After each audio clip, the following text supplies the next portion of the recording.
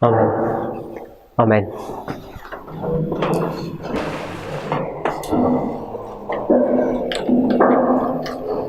So we're looking at 1850, and we've recognised that it's the loud cry. Do we need to go over this history again? Matthew 21 verses 25 and 26, or are we okay with that?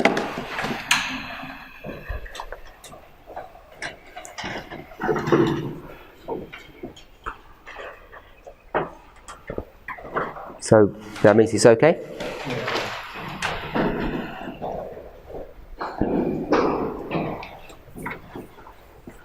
So we saw in 1848 there's a shaking in Europe that's going on. People think it's the preparation for Armageddon, but Ellen White says it's not. It's just, as she calls it, the shaking of the angry nations. But it is the shaking of the angry nations, verse 41. And it's not the shaking of the heavens, the shaking of the powers of heaven either. So that's quoting from Revelation 11:18. So what will 1850 do for us? If it's a loud cry, it must have some kind of property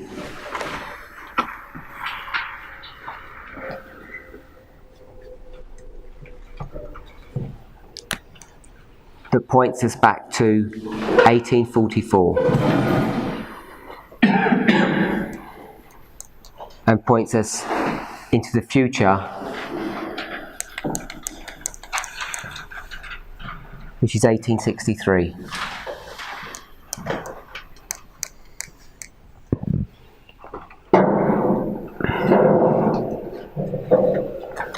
Who has some thoughts about that?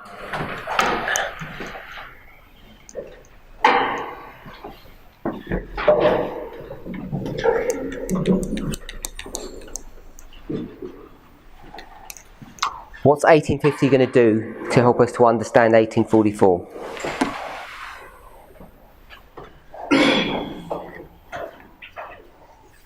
What things are happening in 1844 that we now understand here in 1850? Same question, but just rephrasing it in a different way.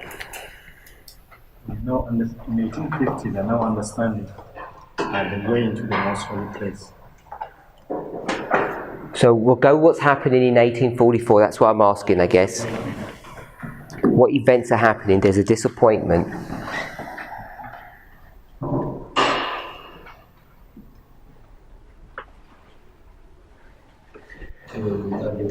Sorry? The arrival of the third angel's message.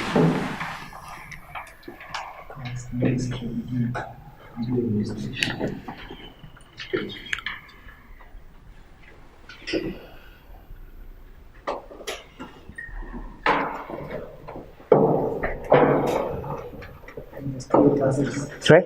There is a separation.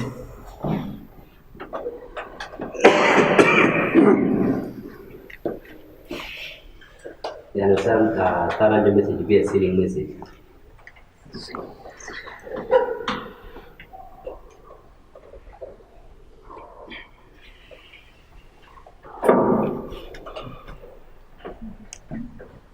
Do you want to mark what is happening on 1844 as a way Makoro through that history 1950? Treat 50 as a different way. In a different way, Mark. But if there's something going on here that's relevant.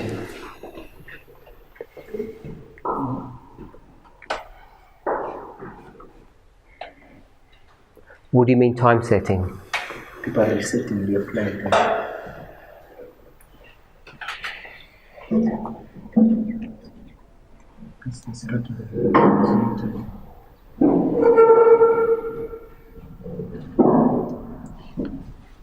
So I'm going to put there's a failure of time here. At least some people think there's a failure of time. The time message has not worked.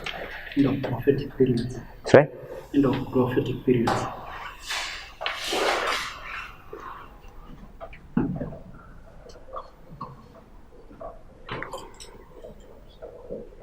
So that's quite a lot. Then we'll go with that.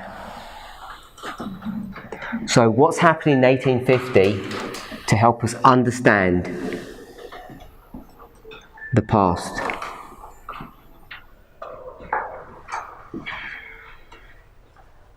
If we go back to 1844, in 1850, what we understanding? I think they understand that the dark angel's message had arrived and they are to preach it now publicly. Okay, so they understand the third angel's message.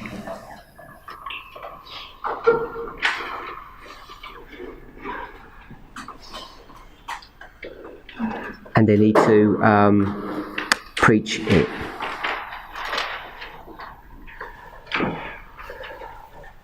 What else do they do when they go back and see 1844? Let's try and do them in order. The disappointment. They settled in the event that took place in October. So the disappointment is what? Location. It's a subject of location. So now they understand the location of the sanctuary. We've done the third angel and the most holy place ministry. That's what they're understanding, so that's connected to this, the location of the sanctuary. 2 classes.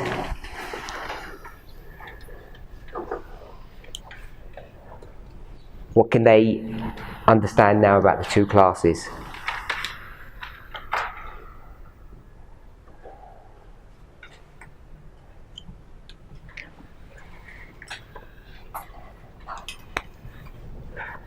Let's put one more here. I'm not sure if they have full cognizance of this, but we do. We understand that what's happening in 1844, October 22nd, that we've spoken about already. Sorry? So, if we shut door, a Bible verse.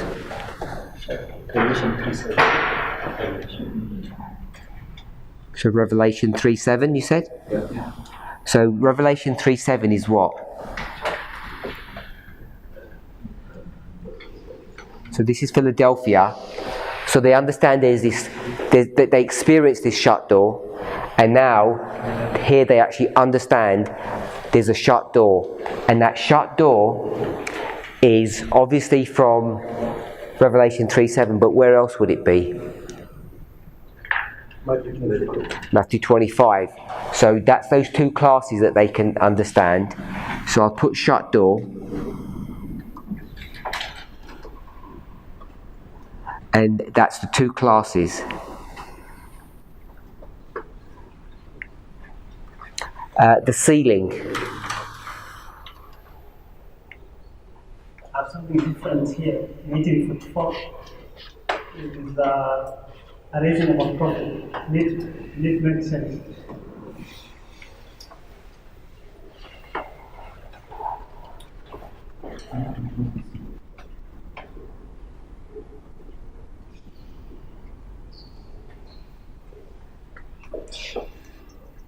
The prophetic gift is raised up. The ceiling. We know that third angel message is a selling message, and they begin to publicly give in 1850. It's the present. Sorry? It's the present. So I think there is a quotation we read where my brother, when we laughed at him, when he said it was a type, where Lokubaro is saying that it is now time to give the sealing message that will come back in that history. So they understand that the sealing started. And what is the sealing? What do we say the sealing is?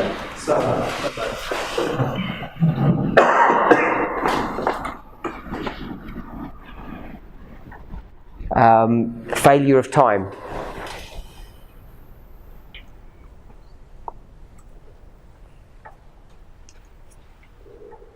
There's one group that says that there's a failure of time, and there's another group who say it's not a failure of time, it's a failure of location. So this is connected to the 2 groups. All of this is understood and explained. The end of the prophetic period, so that's connected to time setting. And we've just done Revelation 3:7. The prophetic gift.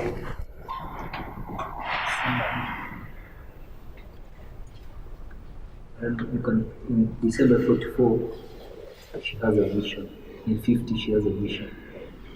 Confirmed is publishing. So now, in this history here, when this cry is being given, it's connected to the past, because in the past, this is where Ellen White began her ministry. Okay, so let's look at the present then. What's happening in the present? This is being published now abroad. So there's a message that's being published abroad.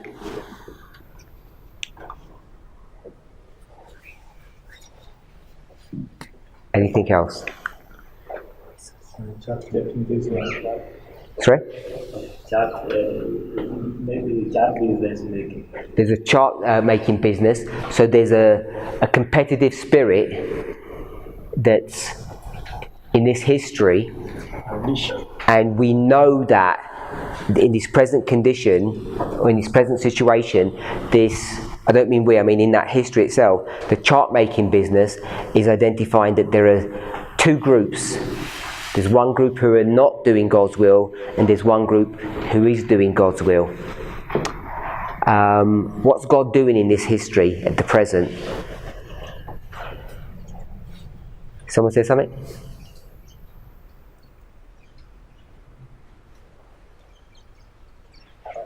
I was showing another, I don't know if you can fit like that year the church went into the Laodicea condition.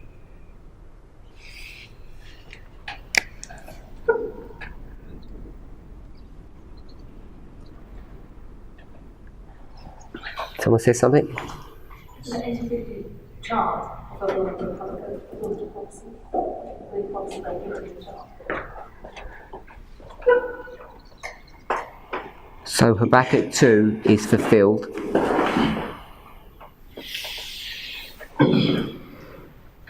God is affirming which one is the correct chart. Okay, so how's he doing that? Through the prophet. So we've got, I'm just going to put God takes control. So we see directly in this history, there's a message that we know is directed by the hand of the Lord, and it's in competition to a message that's directed by man. So we see that tension going on. We see Habakkuk chapter 2 is fulfilled. So there's prophecy that's being fulfilled in the present, and they know that it's being fulfilled. So there's a lot of self-awareness in the present based upon the history of the past. So all these events that are in the past, some of them go through this history, but now there's this self-awareness. God's taking control of the situation. There's a competitive voice going on. He's going to use the prophetic gift here. What else? The three messengers. There's three? Teachers. There's three teachers.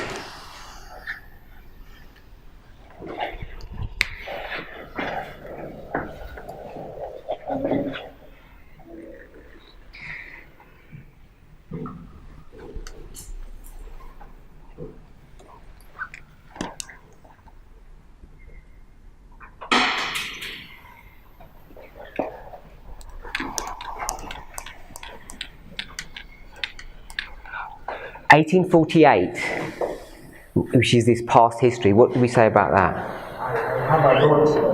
In 1844, how many Millerites remained? I think there were 50, and there we can also mark number 50.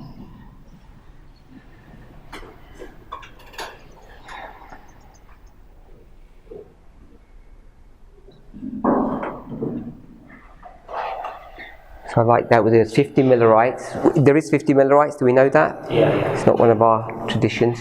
And it's 1850. You can mark Pentecost there.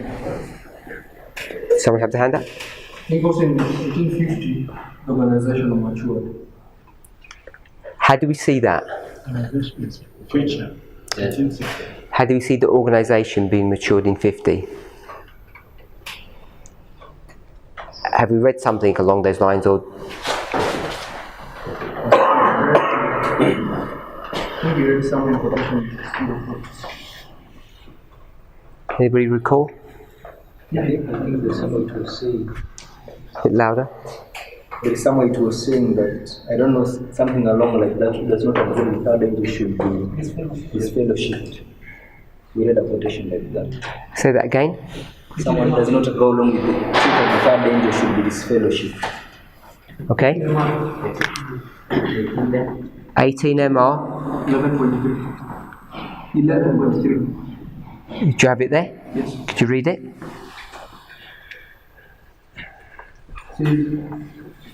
God's people are rising, said the angel, never to fall again. Be careful, said the angel, lest the branches be cut off and others are raised up in their stead. I saw that some will bear fruit and walk to the glory of God. I saw you must keep close to Jesus and fast and pray if you could get the victory over the powers of darkness. I then saw that brother closely had wounded and thrown the hearts of God's people. I saw he has been stubborn and rebellious, and unless he changed his course entirely, the church should disfellowship him, for he has been a dead weight to the church. Okay, so it's identifying that there's a church, so we've got organization.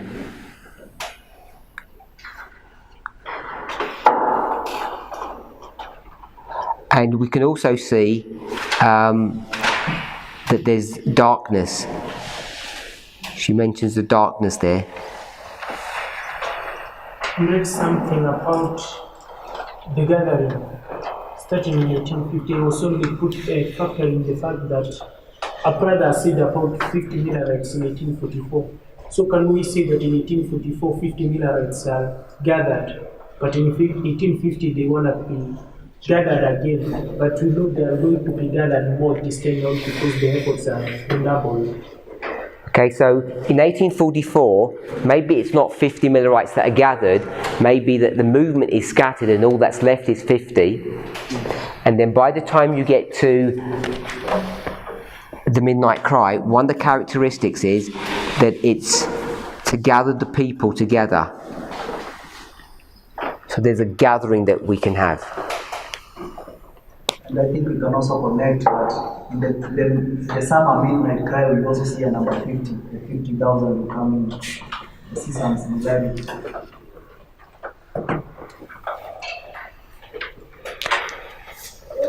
So in the summer, we've got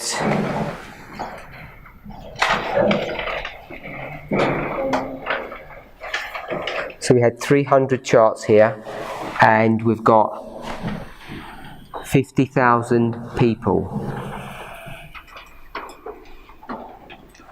So we've got 300, so we can put 300 here. We've got 300 charts. And what's 300 a symbol of?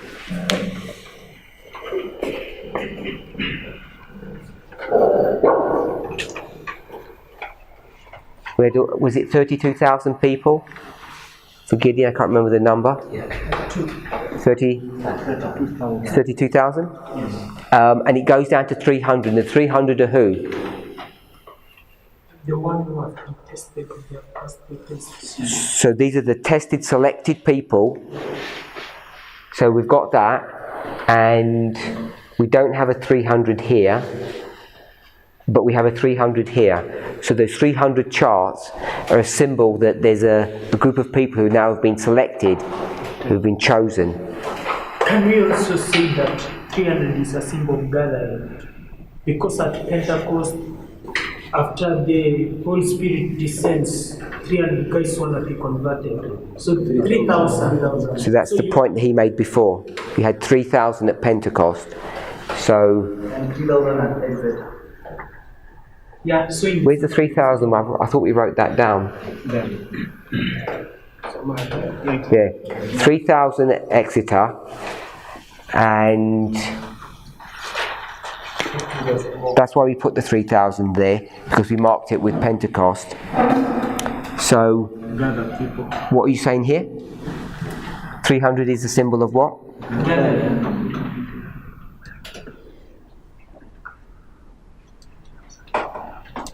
What Bible verse is that? Acts. For 3,000. Acts from 2, I believe.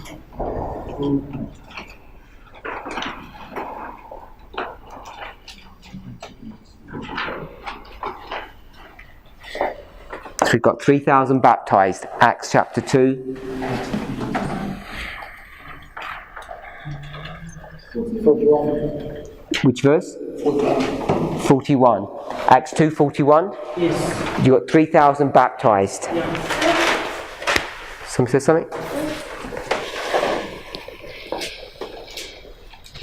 Could 1850 be teaching us something about that they are settled on the issue of time setting? Because if you come to the 18, I think they have a correct and they have faith in the time setting, because if you come to 1850 now, whatever they made, the mistake that they made in the 1843, and they rectify it and they publish it, meaning they have faith now in the time setting. So time setting is settled. It's a settled truth. And they're now willing to publish and speak about time setting. And when we say time setting, we mean the time setting that's past. They're now willing to vocally speak about that and accept. So I've got the time is settled truth. Okay, so let's... Sorry? So before we go to 48, let's summarize what 1840 is in a couple of words. Let's just summarize that, then I'll take some questions. Let's summarize what is 44 all about. If we take all of those thoughts, just summarize them into a couple of bullet points.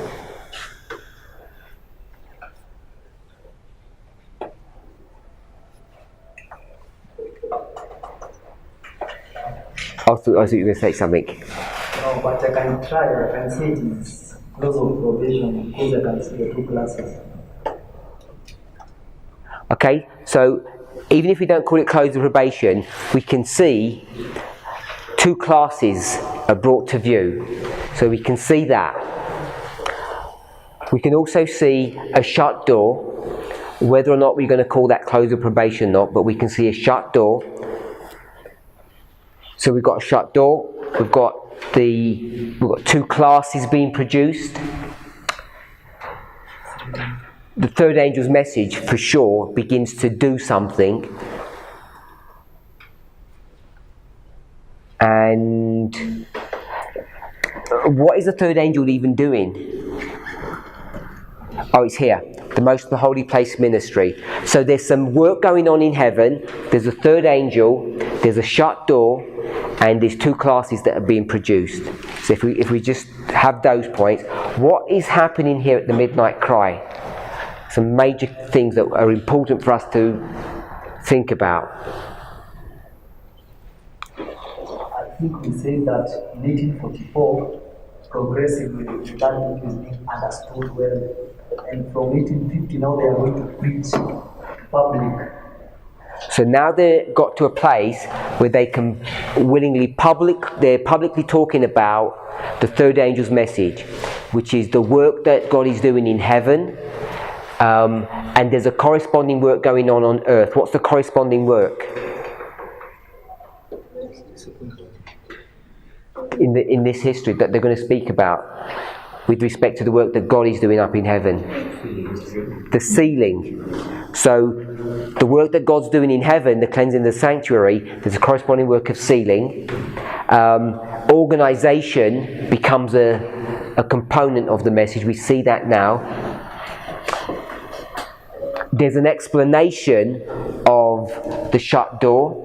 There's an explanation about the third angel's message. There's an explanation about the work in heaven. All of that is now fully understood, and they're able to articulate this in a way that they weren't able to do before.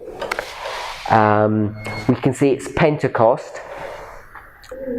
There are three teachers, third angel's message if you like.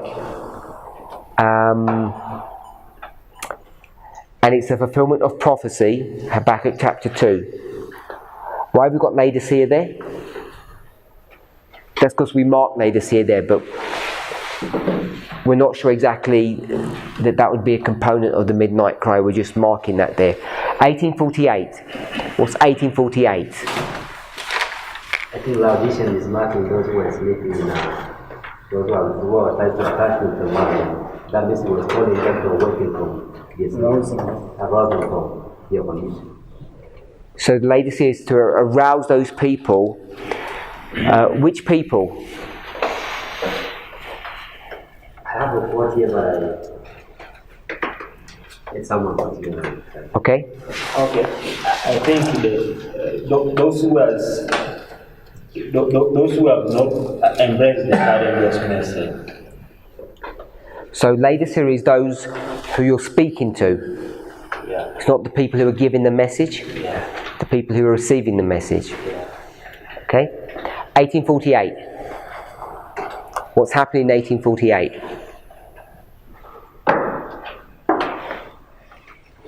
If we saw that in the external and internal there are some events which are taking place. In the internal we saw people were going to what we call modern spiritualism. Okay, I don't think the spiritualism is internal, that's an external event. The people don't go into spiritualism. We can show that from this structure here. The church doesn't go into spiritualism. Did you have your hand up, Brother Kephas? Did you have your hand up or not? Yeah, I did. The quote that our brother Wilson read for us from 18 Mark, within the first paragraph of page 10, was identifying that the issue of the Laodiceans. If at all this quote, I'm not sure if this quote is referring to that history, but you can have some symbols that you can make there. But that one says, I saw some in Zion that were languishing. They were dormant and unliving. I asked the angel if Zion should languish. Said the angel, she is rising, never to fall again. God has stretched out his hand the second time to endow dormant for his people. And I saw that some who meet together at conferences, at Oswego and the same, were not right. They did not partake of the spirit of the lovely Jesus, and they have not reckoned godliness. And unless they soon partake of the spirit of Jesus and have their hearts sanctified by the truth they profess to believe, they will be wiped out of the camp of Israel. So I'm seeing this symbol of rising, never to fall, marked. When we were reading the writings of was it a Bible, one Bible, we saw that there was a rising.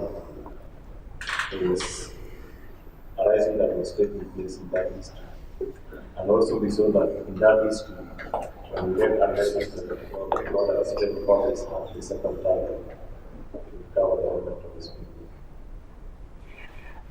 So what's the point you want to make about all of that? The point I'm making is that she's identifying that there are people that are not, I can say there is a Laodicean condition in that they are not having part of godliness in them. Yeah. Okay. My point.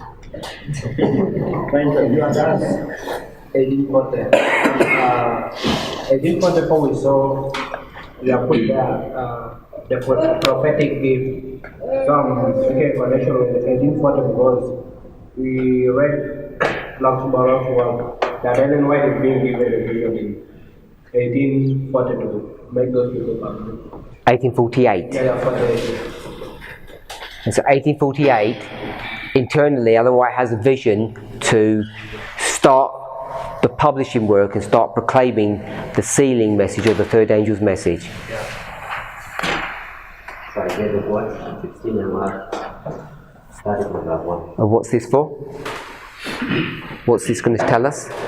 Well, the people that are like the world. I didn't understand what you said. 16 and Mark. Starting from that one. And what's this going to show us? People Who are attached to the world. who were Who are attached to the possession. So I'll find it and read it.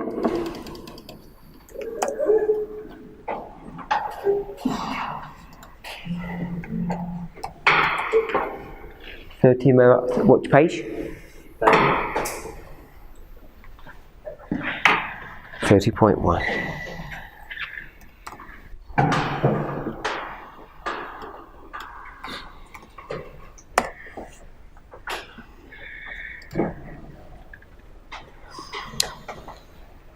So this is 1850 January. Last Sabbath evening the Lord gave me a view of many things which I will now try to relate. I saw the people of God. Some were dormant and stupid. They were but half awake and did not realize the time we were living in. I saw that a man with the dirt brush had entered, and some were in danger of being swept away. I begged of Jesus to save them, to spare them a little longer and lift them up so that they could get a sight of their situation before it should be forever too late. The angel said, "Destruction is coming like a mighty whirlwind." I begged of the angel to pity, to save those who were attached to their possessions and who were not willing to cut loose from them and distribute them, to speed the messengers on their way to feed the hungry sheep who were dying for the want of spiritual food. So she's marking here the Laodicean condition. And who are these people? Are they the people who are supposed to be giving the message, or the ones who are receiving the message? People not supposed to support the people that give the message. The ones that are giving. Yeah, these aren't the ones who are receiving. The Laodiceans are the ones who are supposed to be working, and they're not. And he says, if you don't work, we'll sweep you out of the house. Okay, so they're in the household of God, or the fold of God. It's not the recipients, it's the givers of the message that these Laodiceans are being targeted. Yeah, second sentence is very clear. It is saying, I saw the people of God, some who were dormant and stupid. So it was the people of God, but some of the people of God are dormant and stupid. So, if we take that at face value, that means we can mark Laodicea in 1850. We already had evidence for that. What evidence did we have that it began in 1850? Page 204.3. So we'd already seen that. Okay, so what about the future? What's it showing us about the future? Or preparing us? 1840 is doing what? It's preparing us for the second angel. We've got the 1843 chart, which prepares us because it says 1843, but in 1842. Fitch is preparing us. Snow has already had his article published on the 3rd of April, warning us about the future work of the second angel. We come to the midnight cry here, and it's preparing us that the bridegroom's going to come. Early Writings 248 tells us about the work in the future. The third angel's message is teaching us about that, which is the work that's going on in heaven. There's a living testimony. It's about the 7th month movement. So we've got some things that are happening in the future. What is it doing to prepare us for the future here, for the second advent? How is it preparing us for that?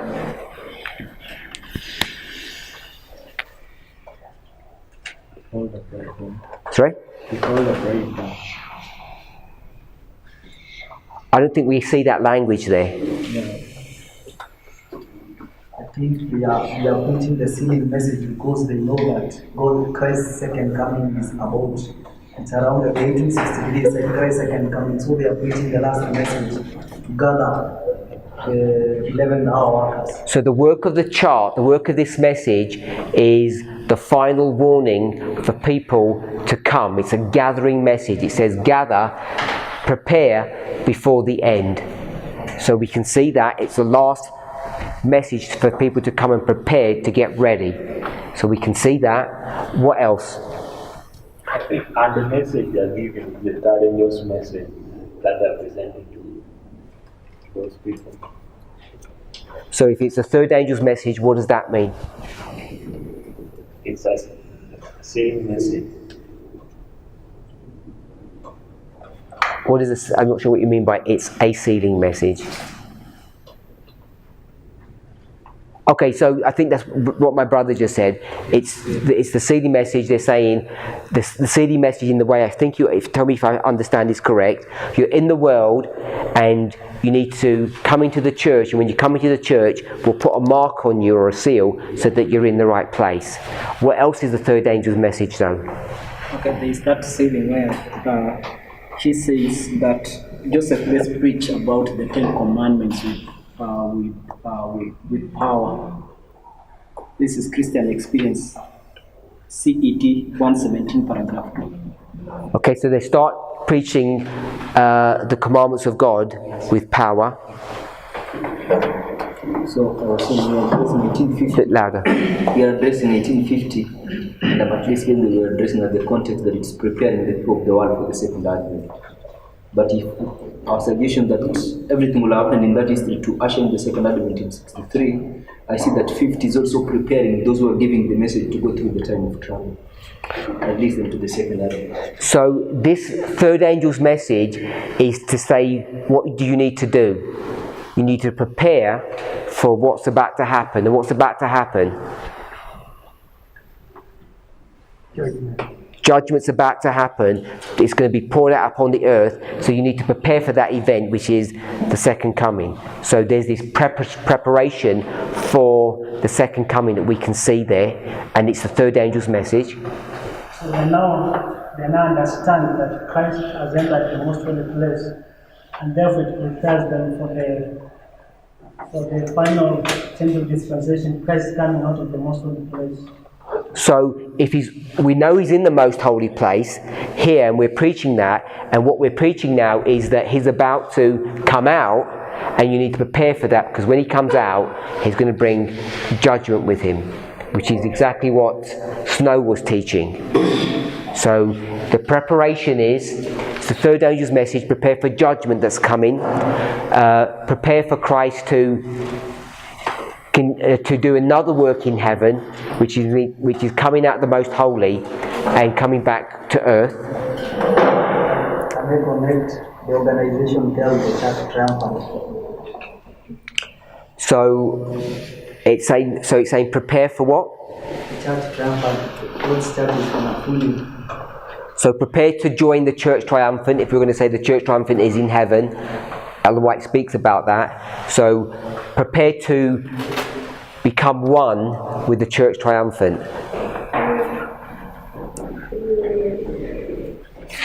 Anything else? I would like to bring us back to 1858, and Lockwood was marking the three teachers in 1858. He's marking? The three teachers. Oh yes, he's marking the three teachers in 48, not here. And also, it tells us about maturity of the message. What we're saying here. So the message has been matured here, ready to be proclaimed here. So we see 48 as a mature message. But even though the message is mature, they're not sure really how to proclaim it or how to give it, because they have to wait for 1850 for this chart to be produced, which is going to be the ensign of the proclamation that they need to be giving. I have a question. I don't know whether it makes sense. When you go to the Samuel's Law message, when he was preaching in Exeter, I see there were three guys who were supporting him. Can you mark a number 40? I don't know. I was revising some notes yesterday and I saw that. The three people here? Yes, three were supporting Samuel's Law. I think the quote is here from Arthur Spalding. It says that, I can just read the last part. It says, it was arranged that the next morning he should present a subject more full. This he did in a powerful sermon on the midnight cry, which he followed up with addresses each day that remained. He was supported by other sympathetic speakers, Elder Eastman, Coach, and Hill. You can see the three and Samuel's Law. So there are four at midnight cry, and we know a number 4 is a number of the midnight cry. I don't know. Why is 4 a symbol of the midnight cry? Because Revelation 9 marks the prayer and then Lazarus. Revelation 9 Yeah. and Lazarus. How does Lazarus do that? Lazarus, you can see he has been dead for 4 days. Okay, so Lazarus is dead for 4 days. How do you know that's the midnight cry? Lazarus means God's helper, which is the calling of the Holy Spirit. Okay. And Revelation 9? When you divide from the first day of the first month to unless I cannot explain, but I can draw the structure. So when you see the 5 months and 1 month, the 6th month, which we are marked by the history of Elizabeth and Mary.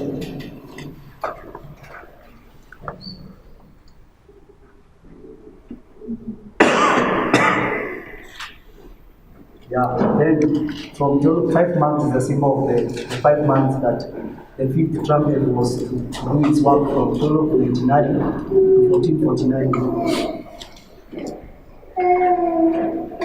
Then from there we go the 391 and 15 days. You can see how it is described is a day, a year, a day, a month, a year, and an hour. You can see the number 4 also.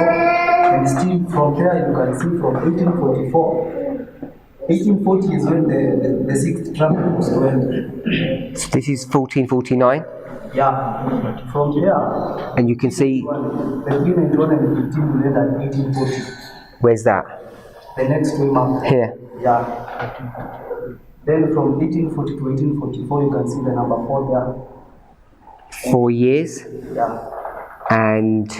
From 1449 to 1453, where the Constantinople wall was broken, you can see the number 4. Say that again?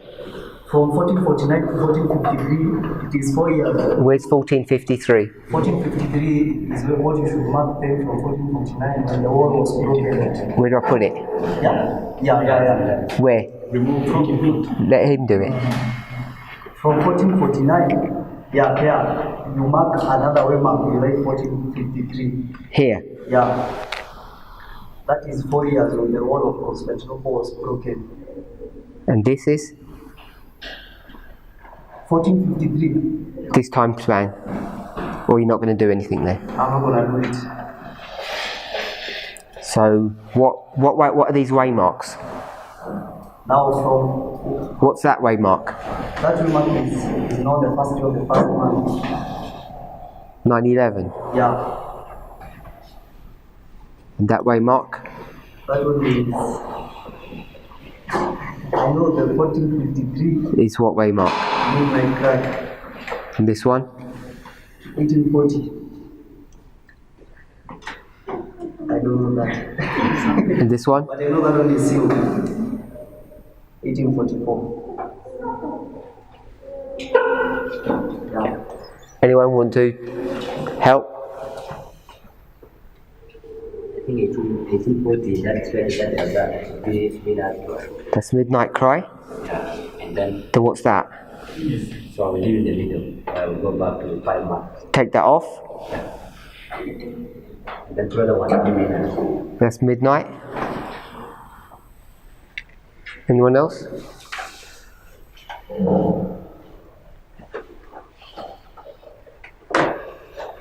Midnight. Sorry? I think it should be midnight. That's midnight, not that one. 6 ends at 1453. The 6 ends in 1453. Yes. 6 months. So 6 months goes to here. Yes. That's 6 months, not that. That 1453. Yeah. So what's that then? Midnight, then midnight cry. That's midnight. Yes. And that's midnight cry. And what's that one?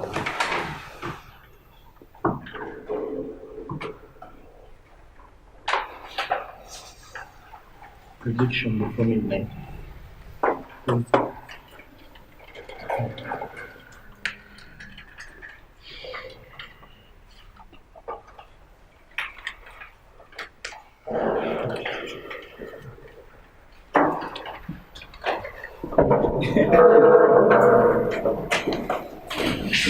We've got time prophecies to get to here, haven't we? What time prophecy brings us to here? Sorry? 12:6. Do you have time prophecy that brings us to here? April. Yeah? 1335, 2300 days, 2520, they all bring us to here. Do we have one that brings us to here? Yeah? Revelation 9. Do we have, so we have one to bring us here, it's the same one. Do we have one to bring us here?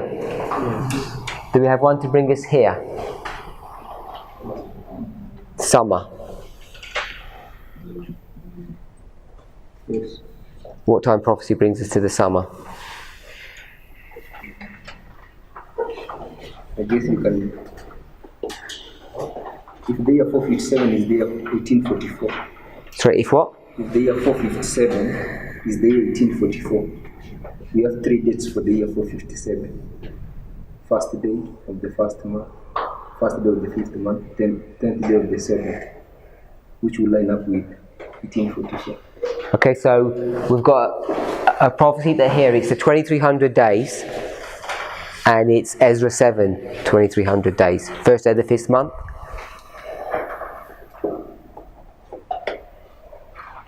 Okay, so anyone, just that one? So, have we got one for this one? 1850? Sorry? Habakkuk's not going to give us a date, is it? It's not a time prophecy. So we don't have one for that one?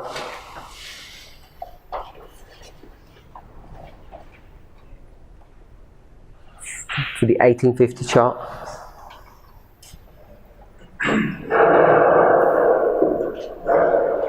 How comes we've got one for this one for this one, and not one for this one? Because we've got prophecy for this one, and we've got prophecy for this one, but we've not got one for this one here. Why not?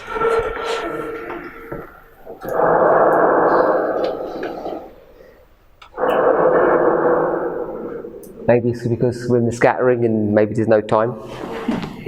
I don't know. Okay, where were we just a minute ago? What we were just talking about? Oh, we were talking about this. Who can tidy this up? Who can? Who can tidy this up? Because we're not. I think there is a way in which you have applied it in times before.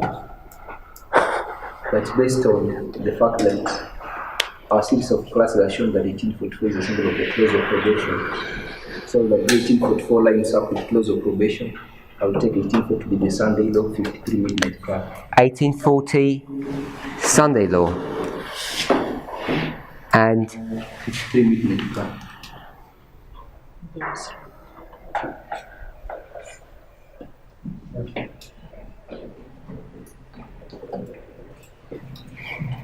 so we've got 5 months and 6 months, and we're saying there's a 4 here and there's a 4 here. What were we doing with those 4s? Why did those 4s come up? Who did this? I was referring to the number 4 in the midnight cry of Samuel Snow. There are 4 guys who are preaching the midnight cry. Any other thoughts on this? We didn't used to do it this way, did we? The way we used to do it is how. I thought Brother Jordan said put the 53 on top of 40. Yeah, that's how we do it. That is how we used to do it. So why? We used to assume because of the number 5. Because the number 4. Yeah, because we have already created the number 4 from 1449 to 1453, so we can just overlay that and say 1840 lines up with 1449 and 1443. So we had 1453, 1840, and this was 6 months, so that was Midnight Cry, and that was 5 months, and that was midnight. Therefore, this would be Sunday law. Is that right? which one marked as 1844. Yeah, 1844 would be Sunday law. Is that what we used to do? So we've got Sunday law, midnight cry, midnight. And so now we're saying that's wrong. Correct. I think what Rogers is giving is valid for now. Because we understand 1840 can be a Sunday law, which by then we didn't understand. Okay, so have we just made this up now? Or you'd already studied this out? Sorry? Just double checking. My brother? I would support Rogers saying in 1453, we see a wall being brought down, and we see a midnight cry, the wall, the constitution of US will be brought down, so that you can mark as midnight cry. And when you were studying Ellen White, how to place the 9/11, she was comparing the Sunday law history 1840. I don't know whether you. The original GC 611. Yeah. I think that's what he said, Exactly. or So that one of them said. the Sunday law, where he has just replaced it. And so what did we do? We got 5 months, 4 years, 4 years, and what's here? So I don't know what is there, but when I remember when that line was coming up, 1840 was not even being lined up with midnight cry. It was somewhere close to the Sunday law. For those who remember, we had 1840, we had Sunday law, then a very small space at the end. Then because we came to have the binding up of the Levites, it's progressive.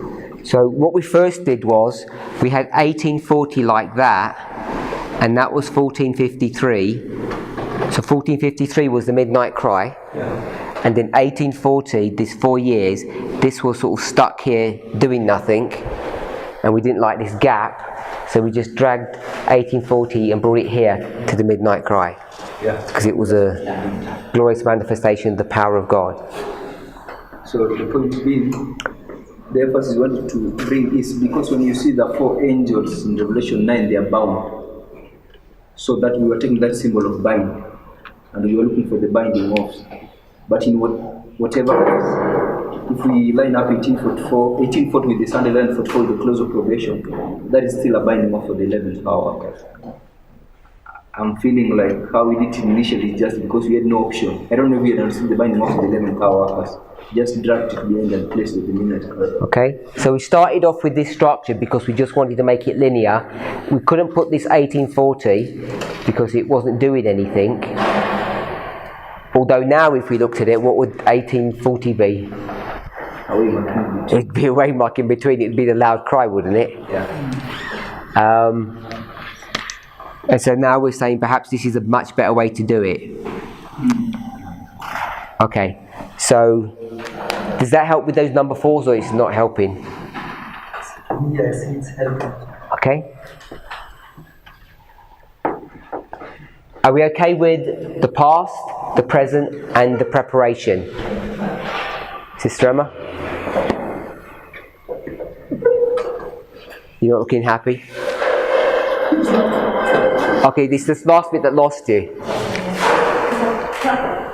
It's just because some of the things I remember from it, but I don't, it doesn't matter. I thought you were saying the 4 years takes the 4, because it starts with the 4 years, it ends with the 4 years, that was the logic of 491 years and 14 days, but we did put 14. Yeah, so we had this gap here, and we said you can't do that, so we put 1840 here, and then we had a 4 and a 4 like that. The beginning illustrates the end. So 4 years at the end, 4 years at the beginning of the 14. You see a 4, and a 4, because 1840 is this prophecy that's in 4 parts. So you saw a 4, and a 4. That's what we were doing. So is that what you mean? Sorry? No, I'm just wondering how to defend it. I don't know how to defend it.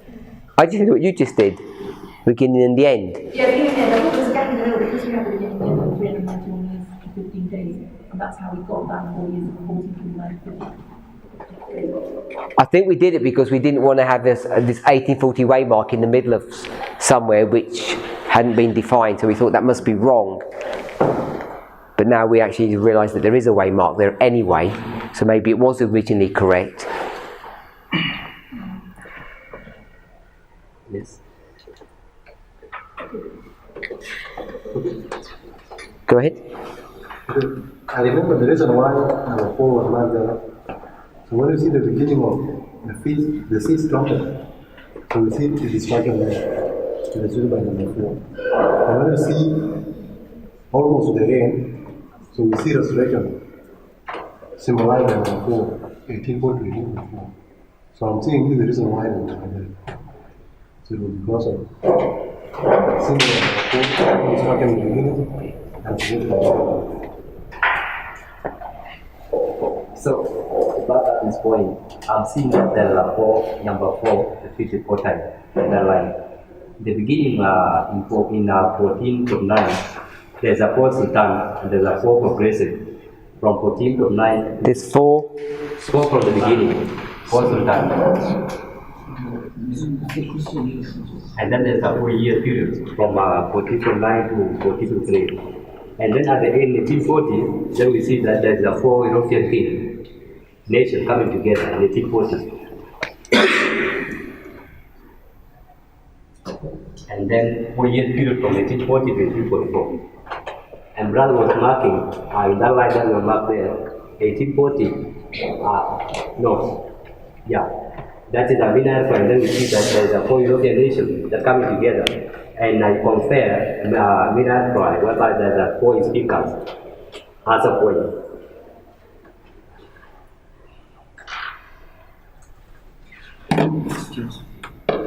Okay, I'm not sure how that helps here, because this is Sunday law. No, I'm not dealing with that line. Okay, you're just dealing with this line. Yeah. And you're saying what? That the beginning of 391, there's a 4. And then at the 8, there's a 4. Where's the end? 1840. There's a 4 here. Yeah. And what's the beginning? The beginning is 14.9. Okay. Okay, so I've just marked that here. 4 and 4. Why don't you first consider the work of... No one can hear you. Why don't you first read the work of who? The one who predicted that? Lich? Because the last time, what I can remember, I think he was predicting that there will be close of probation in 1840, something like that. He's predicting the close of probation in 1840? Yeah, he has predicted that the Ottoman is going to fall, but again, at the same time, he talked about the Ottoman Empire. Okay. He talked about the close of probation. For who? Like the close of probation that William Miller's talking about? Or the close of probation for the Ottoman Empire? Was like the one William Miller was talking about. Oh, he doesn't even believe in 1844. They had a number about 1840 by that time. I mean 1843. He's not believing. Doesn't believe in 1843.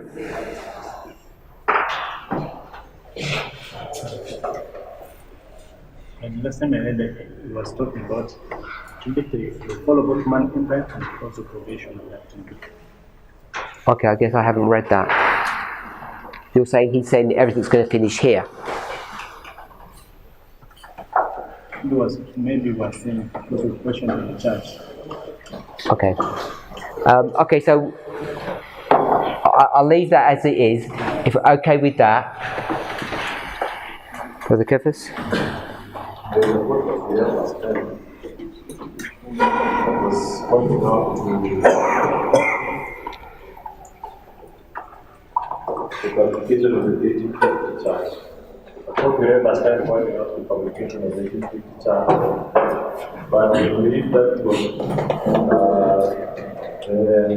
receiving paragraphs. Somewhere to say that I saw that the reading of Revelation 18 verse 4 meant the churches and that we were bid to come out of her, that we be not defiled, partake of our sins, and receive of our plagues. I saw that Brother Bates had not applied Revelation 18 verse 4 correctly, and this narrowly caused confusion. Now, which history is this? Is the history of the people of Israel, is the history of the Because this is.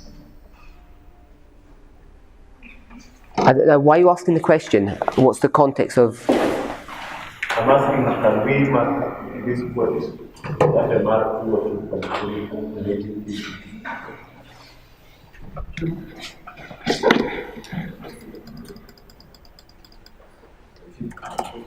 What's the quote? 8. 5. Page 202.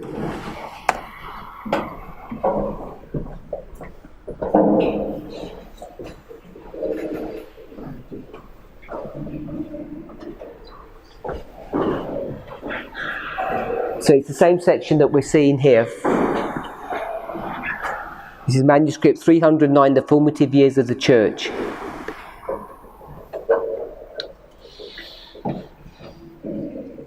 So this is written in 1850. I saw that the woman of Revelation 18 verse 4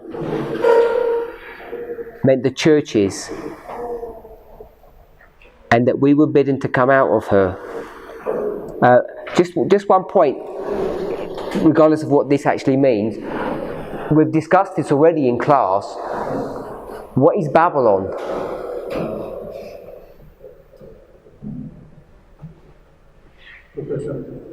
Sorry? Protestant churches. I'm not sure exactly what she means here, but she says it's the churches, and I've argued that by the time you get to the Sunday law, the only people that are going to have a chance to come out of her are Christians, not atheists or people into spiritualism.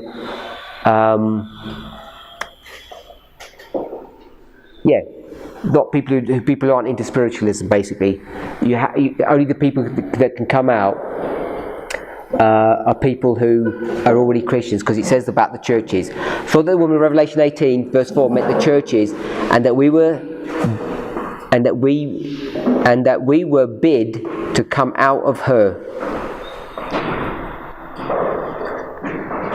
I saw that the woman meant the churches, and that we were bid to come out of her, that we be not defiled, partake of her sins, and receive of her plagues.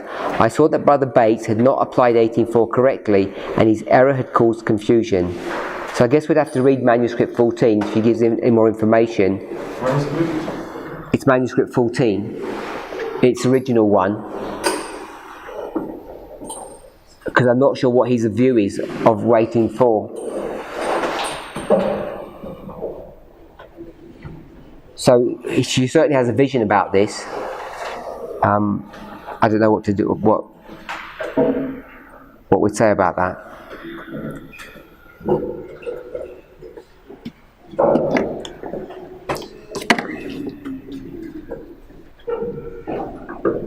Okay, shall we see if we can make a present day application? See what characteristics we can see.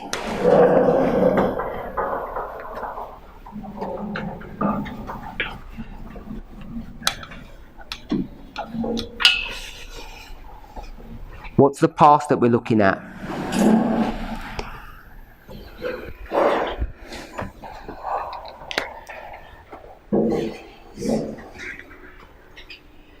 (2018) Midnight Cry.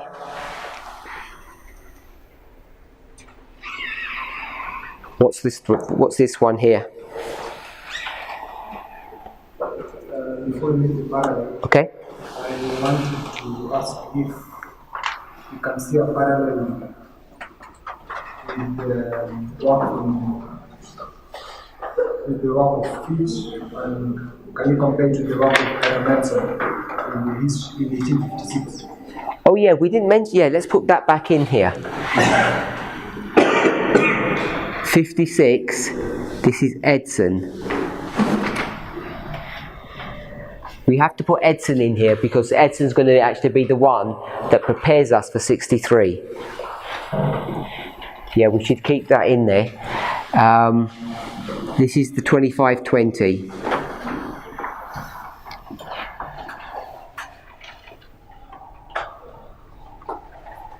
And I'd like to put Edson back in here as well, or we didn't take him out. We've got Edson here who's doing a lot of this work. And then we've got Edson here. So Edson is an important person. Sorry? What about 1846? Can we talk about 18. And what we're going to put about 1846? Because the night start to keep Sabbath and marriage there. So the Sabbath we're already dealing with because it's the third angel's message. And what else? The marriage. The marriage we've already got. Actually, we didn't put it here, but we could put the marriage here, couldn't we? Maybe we should put a couple of more. We've got the tarrying time, and we've also got marriage.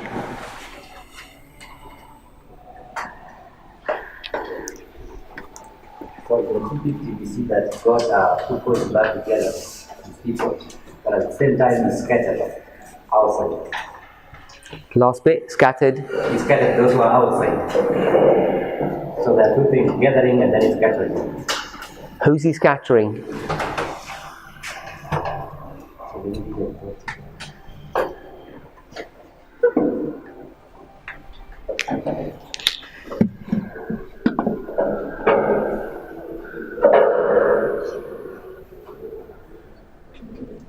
And right in the Page 69. 69. Yeah.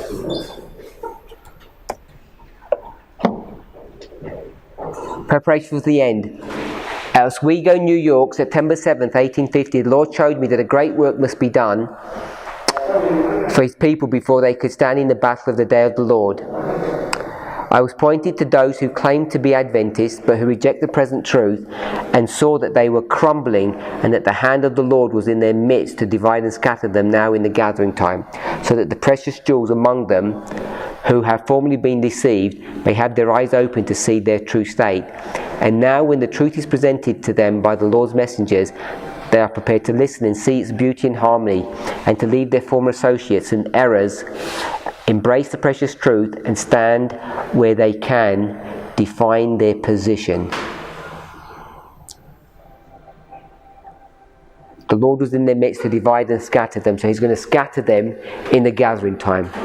Like that. It's Early Writings 69.2. Brother Wilson, no? Which date is this? 2014. 1989? No, 2012. 2014. Sorry? 16? So we've got 1989, no one said 9/11, 14 and 16. Oh, and 12, someone said 12. So let me defend my position why I think it's 2014. Because when we come back to this history, we are 40. So we must come in our history, identify what is 40 and what is the sum. And I'm going to say that when you come to consider 2018 is the summer, so it should point you to a way mark, because when you came to the summer date, it was pointing to April 19th, so it should point to a way mark which is declared by April 19th, and that in my understanding is 2014.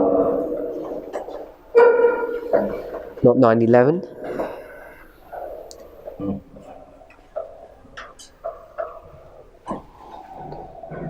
And this one?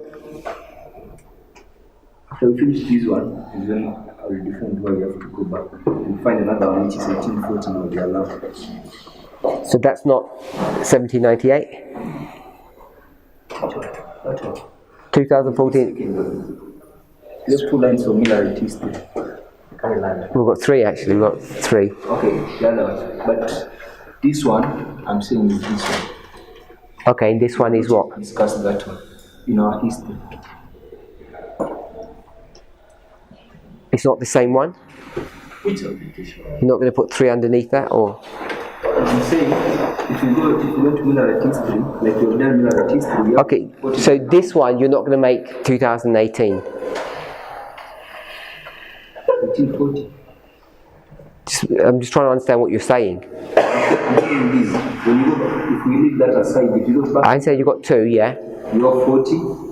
And so you're saying this is not 2018? Because my thinking is, we are suggesting that this model was suggesting that snow has a detail that people ignore and get fascinated about time, that will bring them to a disappointment, which brings them to a point of decision.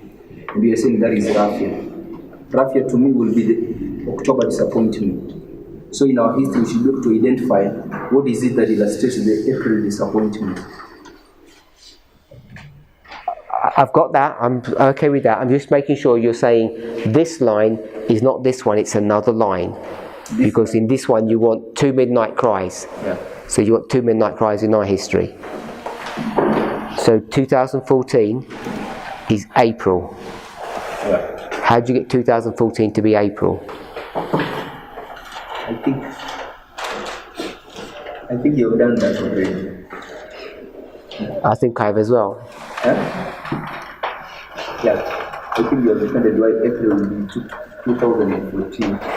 And if I remember what we did when we came to line it up with 2014. Sister Joy, why is April 2014? I think we first showed how April is the Sunday law. Okay, so how do you get April to be a Sunday law? Because in April 19th, we see the second angel arriving. And in the Sunday law, we see the second angel arriving. That's now the angel of Revelation 18. So, April the 19th, here, you've got the second angel. And in Ellen White's writings, Great Controversy 603, Early Writings 277, you've got Revelation 18, which is the second angel, and that's at the Sunday law. So April the 19th lines up with the Sunday law. Everybody okay with that logic? Yeah. You okay with that logic?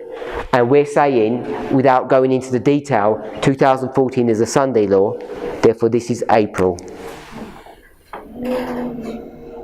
Everybody okay with that? Yeah. Brother Jordan, why 2012? Because that's when there was a prediction about 2014.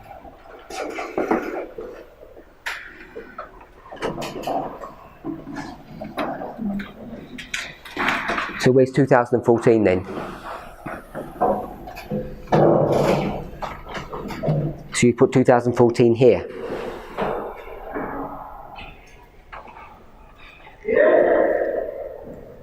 If that was 2012, I'm assuming you're happy with 2018. I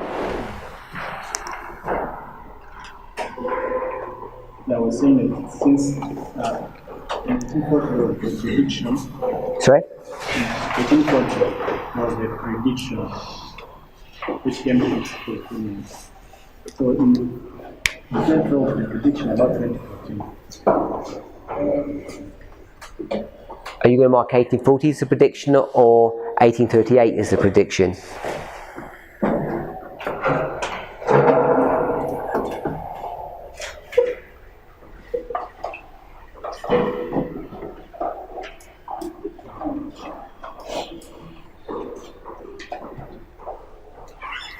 By the way, we didn't put 1838 here. Is it a coincidence it's 10 years to 1848? And you've got two-way marks there, and you've got two-way marks there. Are we okay with that? Yeah. So, are we okay with 2014? Yeah. Do you understand some logic for that? Because it's a Sunday law, we're marking the Sunday law. How do you know 2014 is a Sunday law, Brother Andrew? How do you know 2014 is a Sunday law?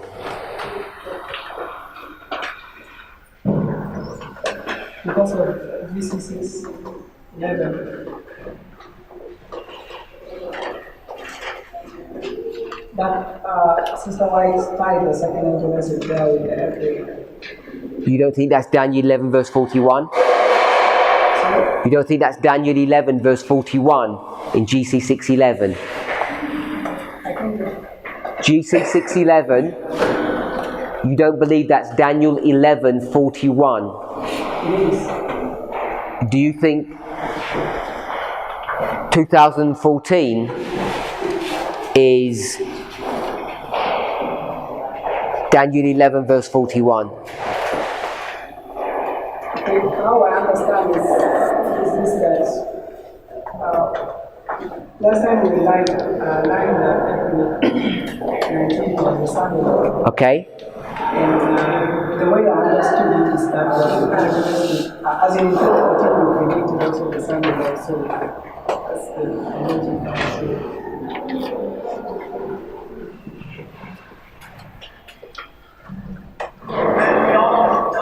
Brother Brian, 2014. Why is that Sunday law?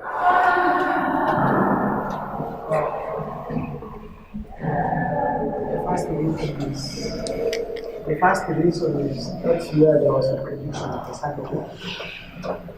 The second one is not as strong as but 2014 using the agricultural model.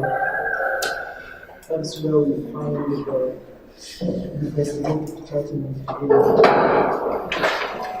That's where we find The investigative judgment is a particular of two classes. They can be distinguished. Okay, so you're going to use your agricultural model to get a waymark. How do you know an agricultural model is going to give you a year? Agricultural model will give you a waymark. How do you know what year that waymark is? Are you asking how we come up with 2014? Yeah. So using 126.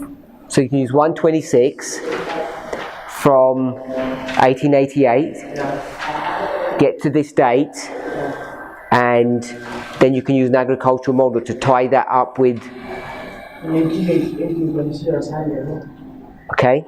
At the end, 2014. But you said agricultural model. How are you getting this waymark of the agricultural model to line up with 2014? What's the connection? There is no connection, so I was using the model because we have already dealt with it. If there's no connection, why do you bring the agricultural model up?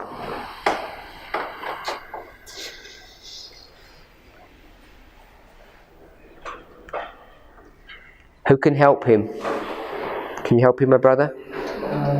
I want you to tie the agricultural model up to 2014. As you see, there comes a way in the agricultural model where you can be able to distinguish between the two crops. Okay? And this is the point that you look into our history and see where we first see the distinguishing between two groups. Or where we can first locate two groups in the movement. And going back to our history, we locate that at 2014. And what two groups are these? The first separation. Sorry? So I would suggest the first separation. So you're saying part of the just? Brother William? I think how you use the agricultural model is that in the agricultural model, what you mean is that we need a point where we see a transition between the former and the latter. So having in mind that when you do the agricultural model, the bigger rain, the transition, the former rain comes between the Sunday law and the close of profession. So now, when you come to the line of the priest, you understand that the close of profession is midnight, which will allow with the close of profession of the bigger rain. And the former rain starts at. You must be able to see a point now, as you see in the bigger fact of a transition between the former rain to the latter rain, which is the Sunday law. On this smaller line now, you must see a distinction between the former rain and the latter rain. And that transition point is 2014. And how do you know 2014 is a Sunday law? How do you know 2014 is a Sunday law?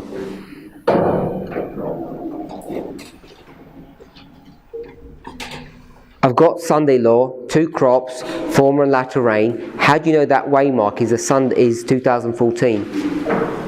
How are you connecting these together?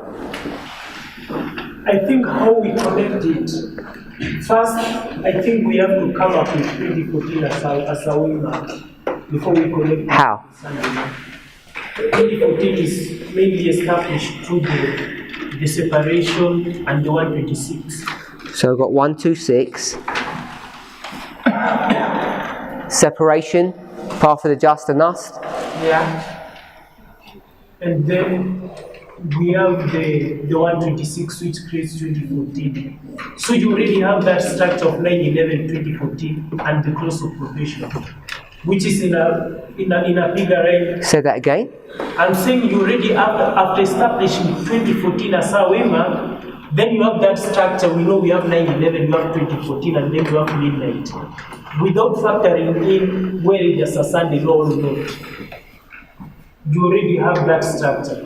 And then when you line up with the agricultural model, it fits. Okay, so you're just going to get it to fit in a structure that has 9/11 and midnight. Yeah. And what's midnight? I'm saying when you overlay the two lines over each other. Which two lines? The bigger line and the line of 144,000. Yeah. Anyone else? To track. So, my understanding about 2014 was developed and predicted in 2012 is by looking at the 126 number. And that was projected from 1880 because already it was understood that there is 126 years that take us from 1863 to 1989. Then it was understood that 1863 has a connection to 88. The other number was projected from 88 to 2014. Now, when you read the books of Ellen White, now already in this class we have discussed that when you go to GC 611, the primary intent is that she's marking Revelation 1 to 3 as the Sunday law, and Revelation 18:4 after the Sunday law, in between that history. So once 126 is developed, which connects 1888 to 2014, if you go to the books of Ellen White, you can see her marking Revelation 18:1 to 3 at 1888. So, based on that connection, we can mark Revelation 18:1 to 3 at 2014, and if you come down to GC 611, you'll see that she marks Revelation 18:1 to 3 at the Sunday law, and she says that angel is the latter rain. Therefore, we mark the latter rain at 2014 based on it is tied to 1888 when that angel comes back. Anyone else? Let me seek a clarification on your question. You're asking how we come up with 2014 or how 2014 is the Sunday law or what? Someone put 2014 here. They said it was April, and the reason they connected it to April is because April's connected to the Sunday law. So I'm saying, how do you know that's the Sunday law? How do you know that 2014 is the Sunday law? Because of the events, the external events, because we know that prophecy has both external and internal aspects. What external events tell you it's Sunday law? So we know that there are external events that took place in that history that have the characteristics of the Sunday law. Number one is Islam. We have the agitation of ISIS and the Caliphate. Number two is the annexation of Crimea by Russia, but I'm not quite sure how that becomes a Sunday. Okay. So there are things that even in 2014, if I have not gone wrong, in example, when the Protestants gained the majority of the House, Congress? Or so because those events have prophetic meaning, they have prophetic significance to us. In a sense, they point to something.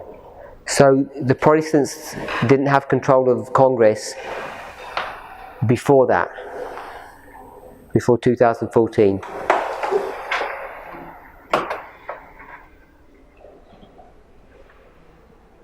I just thought because it was they haven't been in control for 8 years. Sorry? I thought they weren't in control for 8 years. 8 years? Yeah, I could be wrong. You're marking for you. I'm not sure. Okay.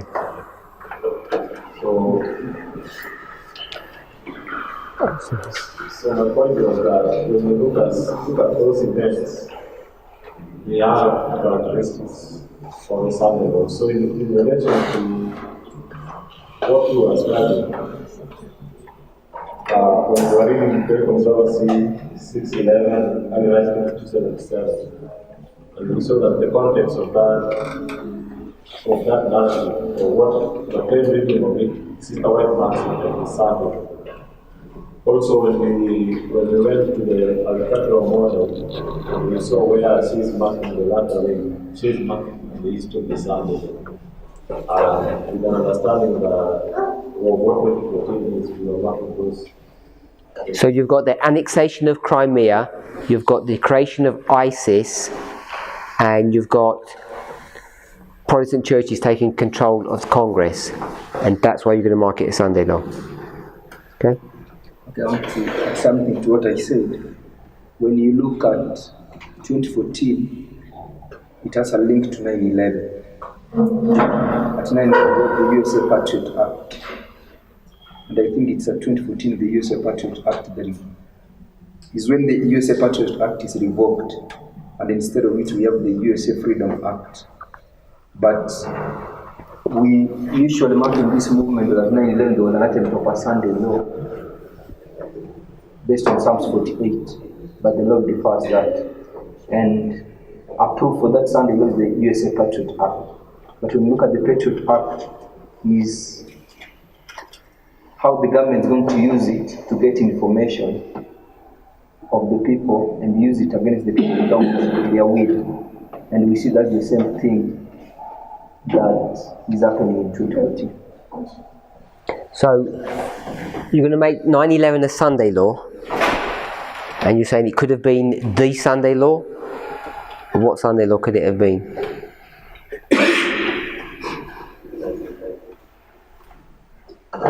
This is 1141. I don't know, but there are witnesses to that, because when we do Balaam interacting with us 3 times, he's added to do something.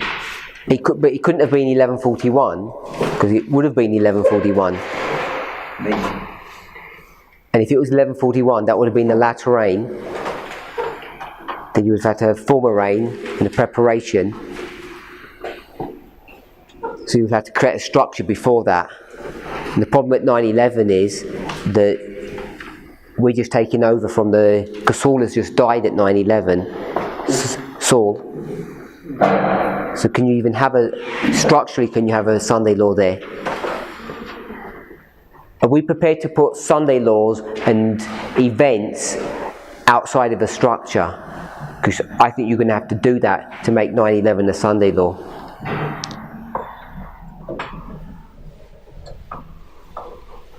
Okay, so for me, I don't agree with the model the brothers are using to show 2014 as a Sunday law. I believe what they are saying will be strong enough. You just tell us what you think then. Okay, what I think is that when you are working in what we call fractals, you don't develop a concept by seeing it in a small fractal, then you apply it in a larger. You rather see it in a larger and bring it to the small fractal. So I believe if we have to understand how 2014 is a Sunday law, we go to the actual Sunday law. I don't mean if actual Sunday law does not mean 2014 is not the actual Sunday law. What I mean is that you go to Daniel 11:41, the one that Sister White speaks directly, and then we have characteristics from there, and then we apply it to see how 2014 fulfills that. But seeing 2014 and then you apply it to Daniel 11:41, that has never worked for me. It's like seeing the characteristics of midnight and applying them to Daniel 12:1, which has never worked. We always bring Daniel 12:1 and apply them to midnight. So what they are giving will be strong, but will not be primarily enough to show that 2014 is a Sunday law. Okay.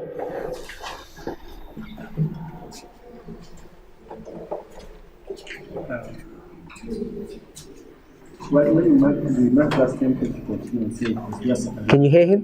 No, sorry. Last time we met that 2014, it was just a lamb of the midnight cry. 2014 is the alarm with the midnight cry. I remember, yeah, we marked midnight cry 1, then midnight cry 2. But again, as far as what happened in 2014 in the external, to make it, call it, because there was an attempt to bring Sunday law in 2014. There was? An attempt. There was? Yes. Where's that documented? I mean, how do you know there were? I mean, unless you've seen some stuff. I just wondering, I haven't seen it. I'm asking seriously. Yeah, there was. You got some new...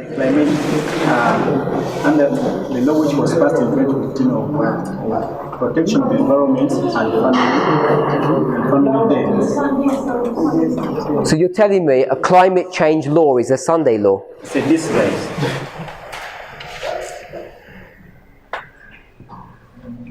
Sunday law in disguise. And that's how the Sunday law is going to work. It's going to. So Daniel M41 is going to be a disguised law. Henry White had a quote and said that the movement of Sunday law movement is working in darkness. Until? Well, it's all going to be always working in darkness. Do you believe in that? Do you believe there's going to be an agitation of the Sunday law? Yeah. So how can that be in darkness if someone's agitating it? And it won't just come by saying National Sunday law. It will start progressively by introducing what Trump introduced, like the National Prayer Day. Then from National Prayer Day, then it will become a universal Sunday. So you think this 2014 Family Day you're going to mark that as a Sunday law? Yeah. Because which Parminder would the government of the United States will choose Saturday? So Daniel 1141 is a family day. Daniel 1141 is the true Sunday law.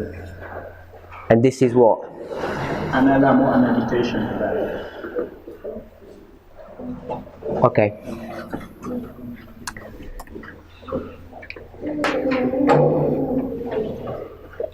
Anyone else? I think the cultural model. Sorry? The cultural model has the plan at a point the sowing happens, the former rain comes, and the latter rain when they harvest. And then we take that agricultural model and see how the writers use it. And the way she has used it is in the line of the 100,000. And notice that she marks the latter rain of the Sunday. And we realize that there is a line of the priest, and we understand that midnight Christ, the harvest time period, so we have to get a latter rain before the harvest. And I think that is very interesting with you. So how do you know there's a latter rain in 2014? Let him do it.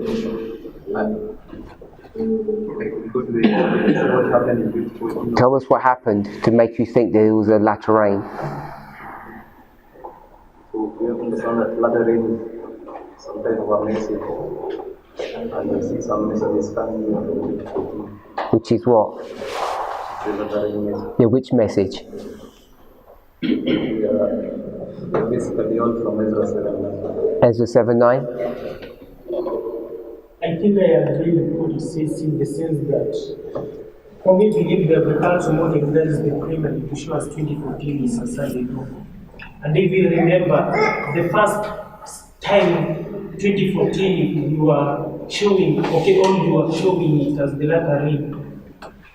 I remember you going to Joel 2:23, where it says that you receive both the former and the latter rain in the first month.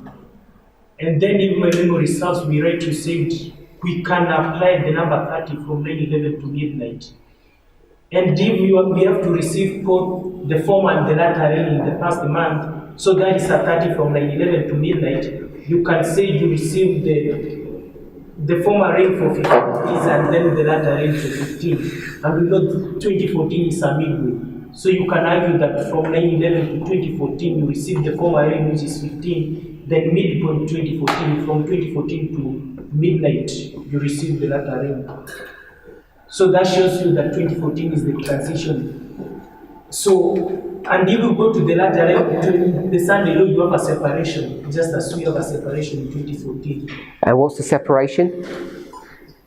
We see a separation at 2014. Apart from the just. I'm saying at the Sunday law there is a separation. And in 2014 there is a separation. Yeah, so you're saying part of the just 2014, is that what you're talking about? Yeah, and the other ministries, of course, not the part of the just alone. And where do you see that there's a separation at the Sunday law? Yeah, there is. Where? Sister White, I think, says direct.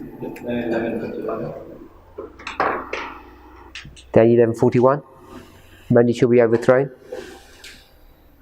Yeah, not even that. I think when Sister White speaks about the Sunday law, she seems to say that in that crisis there's a separation. GC 608, something like that?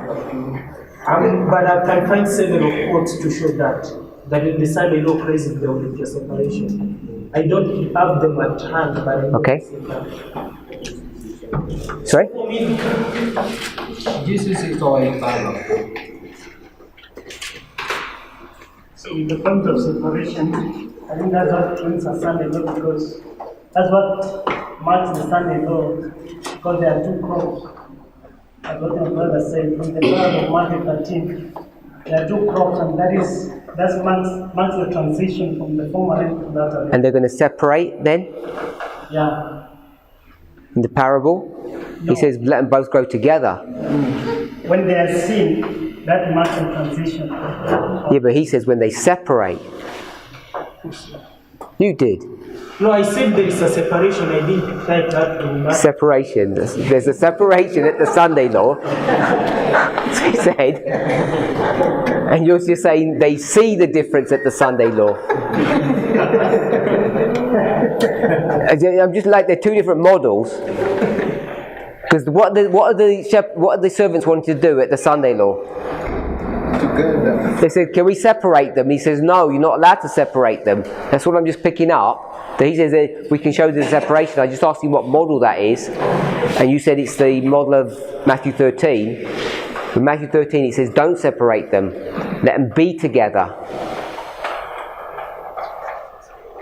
So he's okay because he didn't use Matthew 13. He uses something else. Matthew 13 is not separation. So 2014, are we okay with 2014? April, this is Sunday law. We're going to go to the line of the 144,000, pick up a structure. Latter rain is connected to the Sunday law.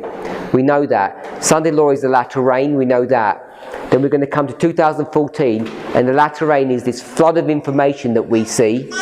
We can create a structure to expect a waymark from 9/11 to Raphia or midnight, whatever we want to call that. And we're expecting this waymark there. And it should be when we get this great flood of light, because it's the latter rain, it's the outpouring of the Holy Spirit. And we see that in Ezra 7. Not coincidence that Ezra 7 is the very passage, if not the premier passage, that unlocks the history for Samuel Snow. And we'll stop there.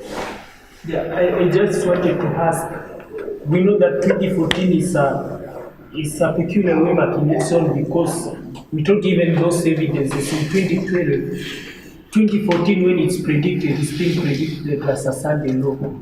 So maybe you could tell us briefly, what were you thinking when you were seeing 2014 as a Sunday law? So it's what people have said, go back to 1888, there's this agitation of the Sunday law, so it was just assumed that this would be the Sunday law before fractals were understood, so this was meant to be 1141, so there's a clarification on that issue that needs to be made, because it's not 1141, we realise that.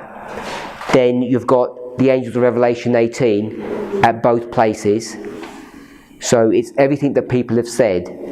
So I just wanted to gather all the thoughts together. I'm not saying people are wrong in their logic or their understanding, but I think if you're going to be do it properly, you'd have to go to the big line, create a structure, former reign, latter reign, and come back to this history. Then all the details about ISIS, Crimea can all plug into here, but at a fractal level. But I don't think you can use those things at the fractal level initially. Okay, so if we're okay with 2014, the other one, hopefully we're okay. That's 2019.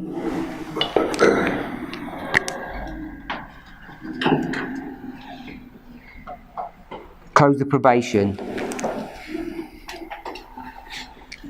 So we've got this structure here that's brought to view here. This is October, and what's this going to be? That's April. The summer. Call this the summer.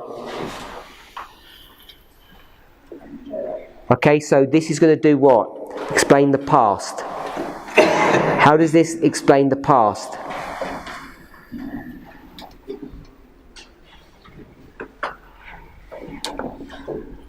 What's happened here? Before we do that, Okay. we introduced the waymark before the alarm and before the loud cry, which was 1838 and 1848. So I don't know if you can see something similar like So we want to put something here before that. What we're going to put there? Sorry? So it's not you, it's the chairs. You got to shout. July and August. Let me do it this way. This is our line, this is their line. What would we mark here? So if you mark 2016 here.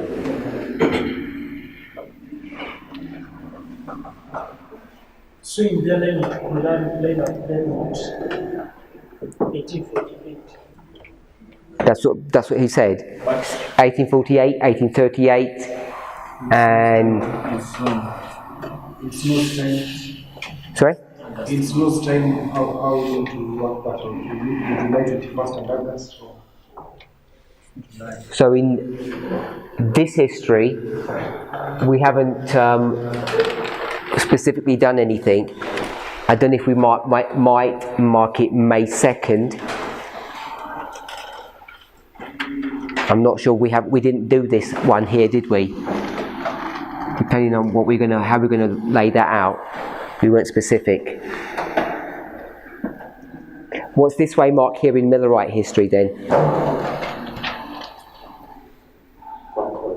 Sorry?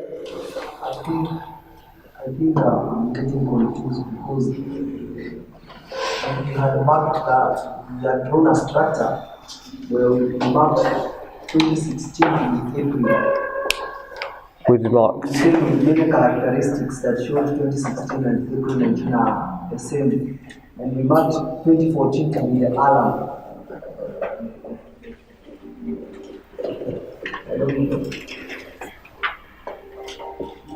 Are we tripping over ourselves?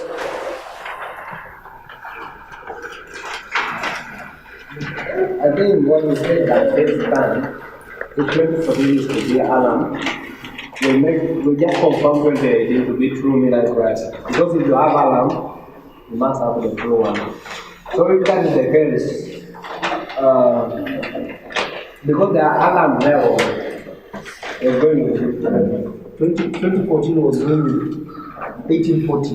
Yeah, the parallel. So if 2014 is going with 1840, we know that before 1840 we have 1838, yeah. And before 2014 we have also 2012. Yeah. So I see no problem. What we've done before is we'd lined these up, one underneath the other, I think, when we did that. Brother Robert doesn't want us to line them up that way. He wants to keep this one separate, so I've kept it separate. I've not lined it up underneath here. So what is 2016? If that's summer and that's April and that's October.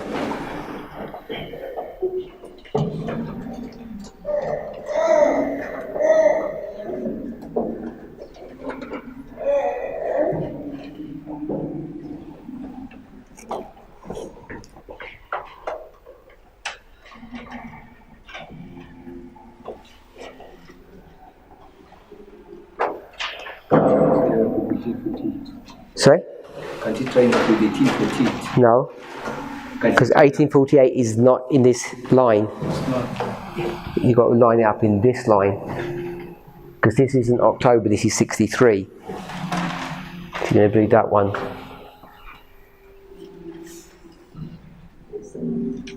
Sorry? July 21st. Sorry? July and August. July 21st. July and August. And what's that one? Summer. I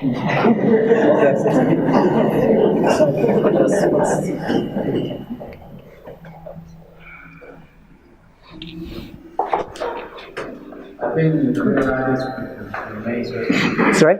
Would be May 2nd. May 2nd? Yeah.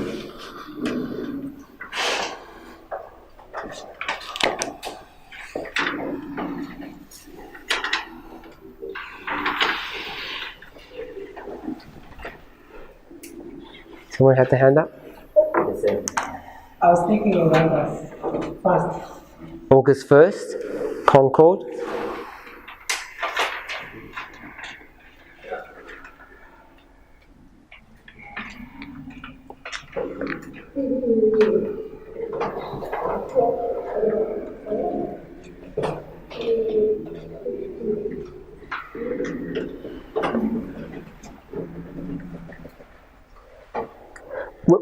When we lined this up before, how did we line this up?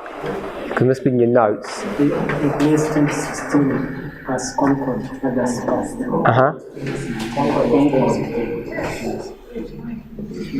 Concord. Sister Emma? I think you meant Concord 2016, we had July of 2014.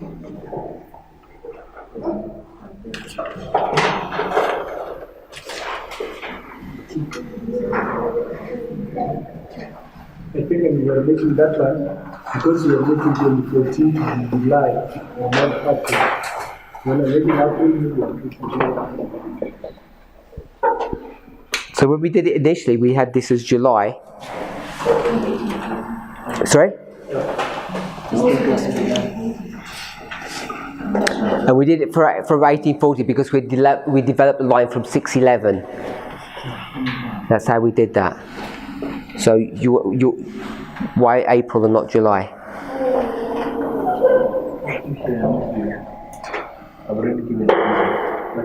But we could show July to be equally valid reasons. Why are we using a previous line to control this one? Because that line was developed in a different way than this one. Okay, how was that previous line developed? From GC 611. So we've developed that. How did we develop that line? We've got 1840 to 44 is a glorious manifestation of the power of God, and this is to be superseded by the second angel's message, Revelation 18, which is the Sunday law to the close of probation. So we did that.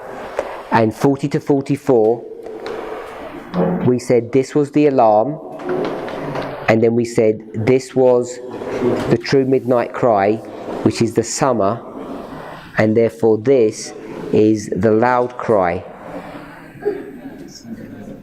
And what else did we do? We had 38 here, and then we had here this is 2012. I've got the Sunday law, but this is 2014. Is that right? Yeah. And then this is 18, and this is 19. And then we said, here we've got April 44, and we lined that up with 2016. How are we lining April with 2016? I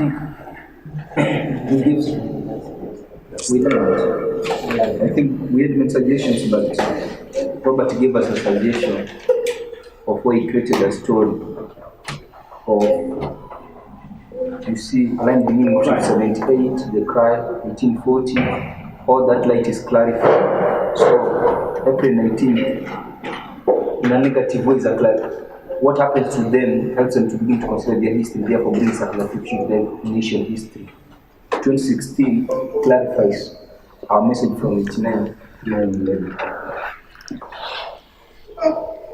So this becomes July, this is August, and this is August. This is Boston, this is Concord, and this is Exeter. And we have therefore a threaded information all the way through. It's 3 camp meetings. And this one, 1840 is time, April is time, and the summer is time. It's true midnight cry. So we've got a thread of time. That's how we line those up. Sorry? Clarification on time, yes. Right. So we use that line to develop that logic. Everybody, if we're okay with that. Now when we're approaching this one, are we going to approach it in the same way? Because here we had 40 to 44, and here we don't have 40 to 44, we have April to October. It's exactly the same structure. We've got the cry in the middle, but it's not 40 to 44, it's only a 6-month history. So we're approaching the same problem in a different way. If we're approaching it in a different way, it doesn't mean we can still just call this July, because we used it before.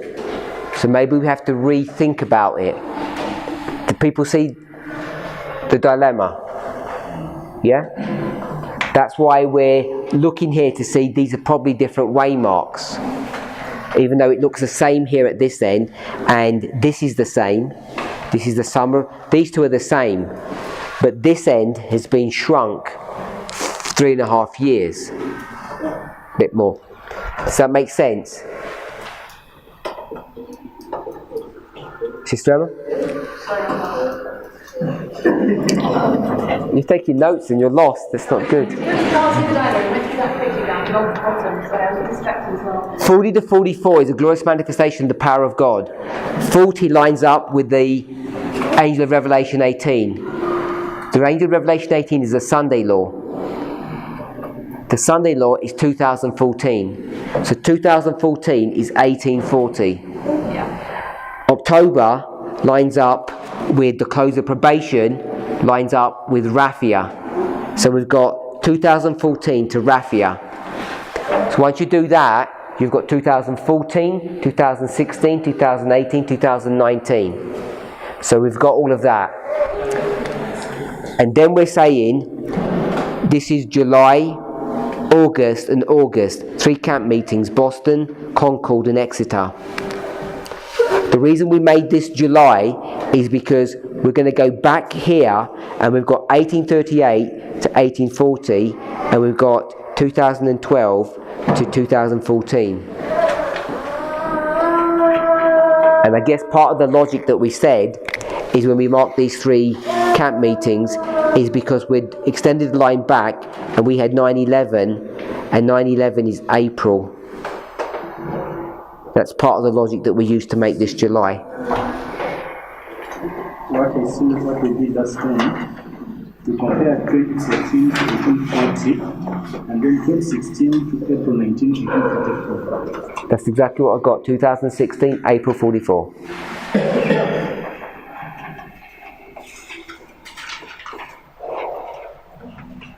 Yeah, that's what we did.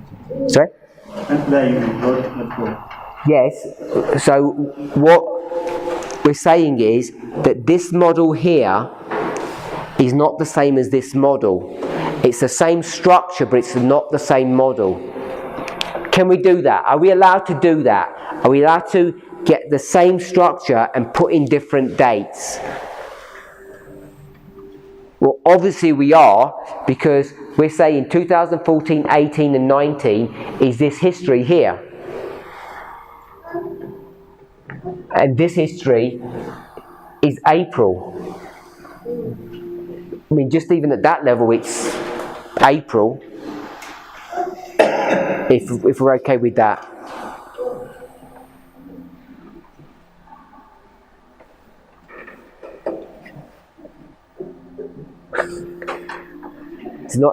It's not easy because we're we've got this fixed in your mind, and now we're saying take that out and we're going to approach the same problem in a different way. Because this is not 1840. It's not this logic, it's a different logic. What we did was we said, hey, look, we can do this. And then we said, let's go back to this history. And when we created this history, it's totally... If we were... He doesn't want us to make this the alarm. He doesn't want us to make this the true midnight cry. But if we did, it's because it's identical structure. 1798 would be here. This would be 1798, and this would be 1840 now, here. But in this model, 1840 is back here. This would be 1840, and this would be April. April would come here, if we were going to do that. I think there's some legitimacy to do that, but Brother Roger is going to want to do this as a separate line, because he's going to say, this alarm here is what date? Not him. What date would that alarm be? Sorry? In our history. I'm saying 2018? No, because he doesn't want to do line upon line. This is a separate history. This is over here. Because this is the alarm. This is the true midnight cry. This is the true midnight cry. That's the alarm. So what date was that? When are we sounding the alarm? 2014. It's 9/11. If I'm guessing what he's saying, this is 9/11, and it's going to take you to where? 2014. Starting time of the end. So you could do all of that. It has all the identical characteristics of it, but if you've got an alarm and the true, then it helps us to understand and explain what 9/11 was. Which is dangerously close to your brothers who are just down the road. Yeah? We've got to be honest, one thing that should mark this movement should be intellectual honesty. And if we're saying similar things to other people, even though they're our sworn enemies because they hate us or whatever it is, I think we should still be true to what we believe. I don't think it's even related closely to what they're saying. The dynamics are different, but it has those characteristics. This is the alarm. The alarm is not a type or a precursor. It is a genuine waymark in and of itself. It's the alarm, and now we have the true. Is that what you were going to want to do? Yeah, with those waymarks? 89, 9/11, 2014. So 9/11 is supposed to point you to 2014. If you watch Sister Tessie's studies, is that not what she has done? Yeah? In fact, you explained it to us to even mark this as to what 2014 was. This is the Freedom Act, which is the replacement of the Patriot Act. 9/11 Patriot Act. So they're connected. The Patriot Act is the alarm of the Freedom Act, if we want to express it that way. So are we okay? This is April, summer and October. This one here, I don't think we can call this Concord, because Concord comes after July, and July, the Millerites tell you, is the true midnight cry. We've got it here. We've got the summer, and they're all clustered together as a singular unit. So it can't be July, August, Concord, or it doesn't have those characteristics, because they are the true midnight cry. July is the true midnight cry. So is Concord. They say that one sentence. He said, "What did he do at Concord?" He gave. He said it said he gave the midnight cry. You don't give the midnight cry here. The midnight cry that they're referring to is a true midnight cry. So this can't be Concord.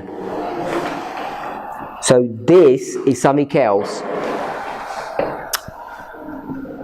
I'm beginning to see legitimacy for May, because in May, it's not already understood the message. but he's going to keep it until he presents it in the summer in Boston.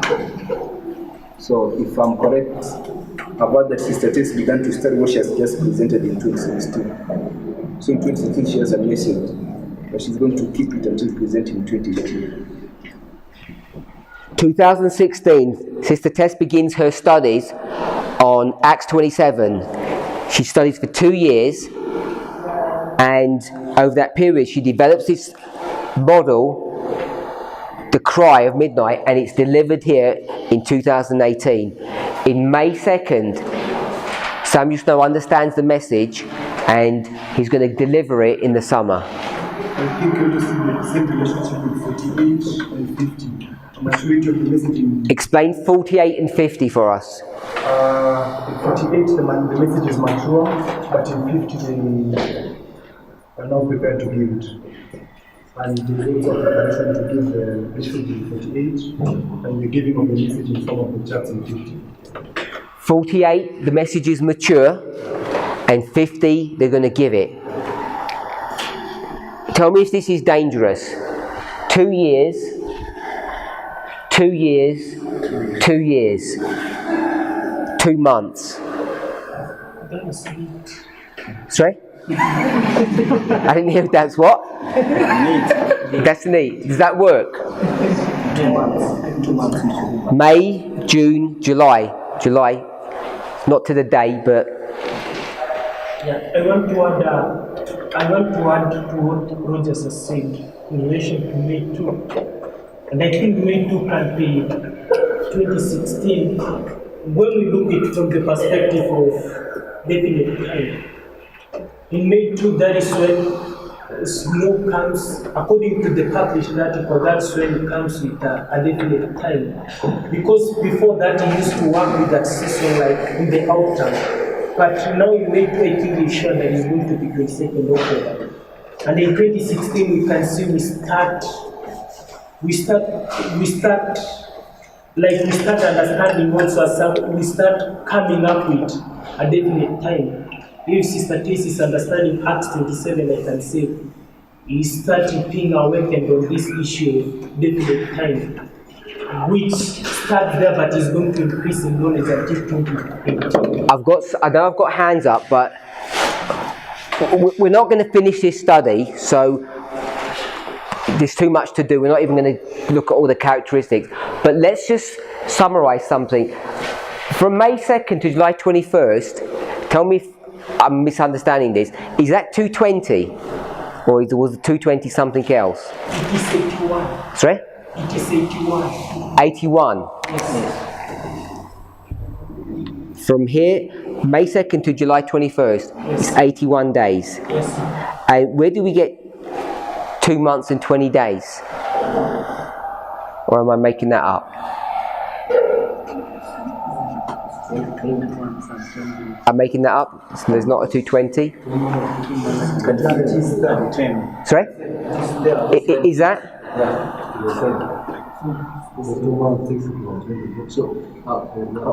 May is 21.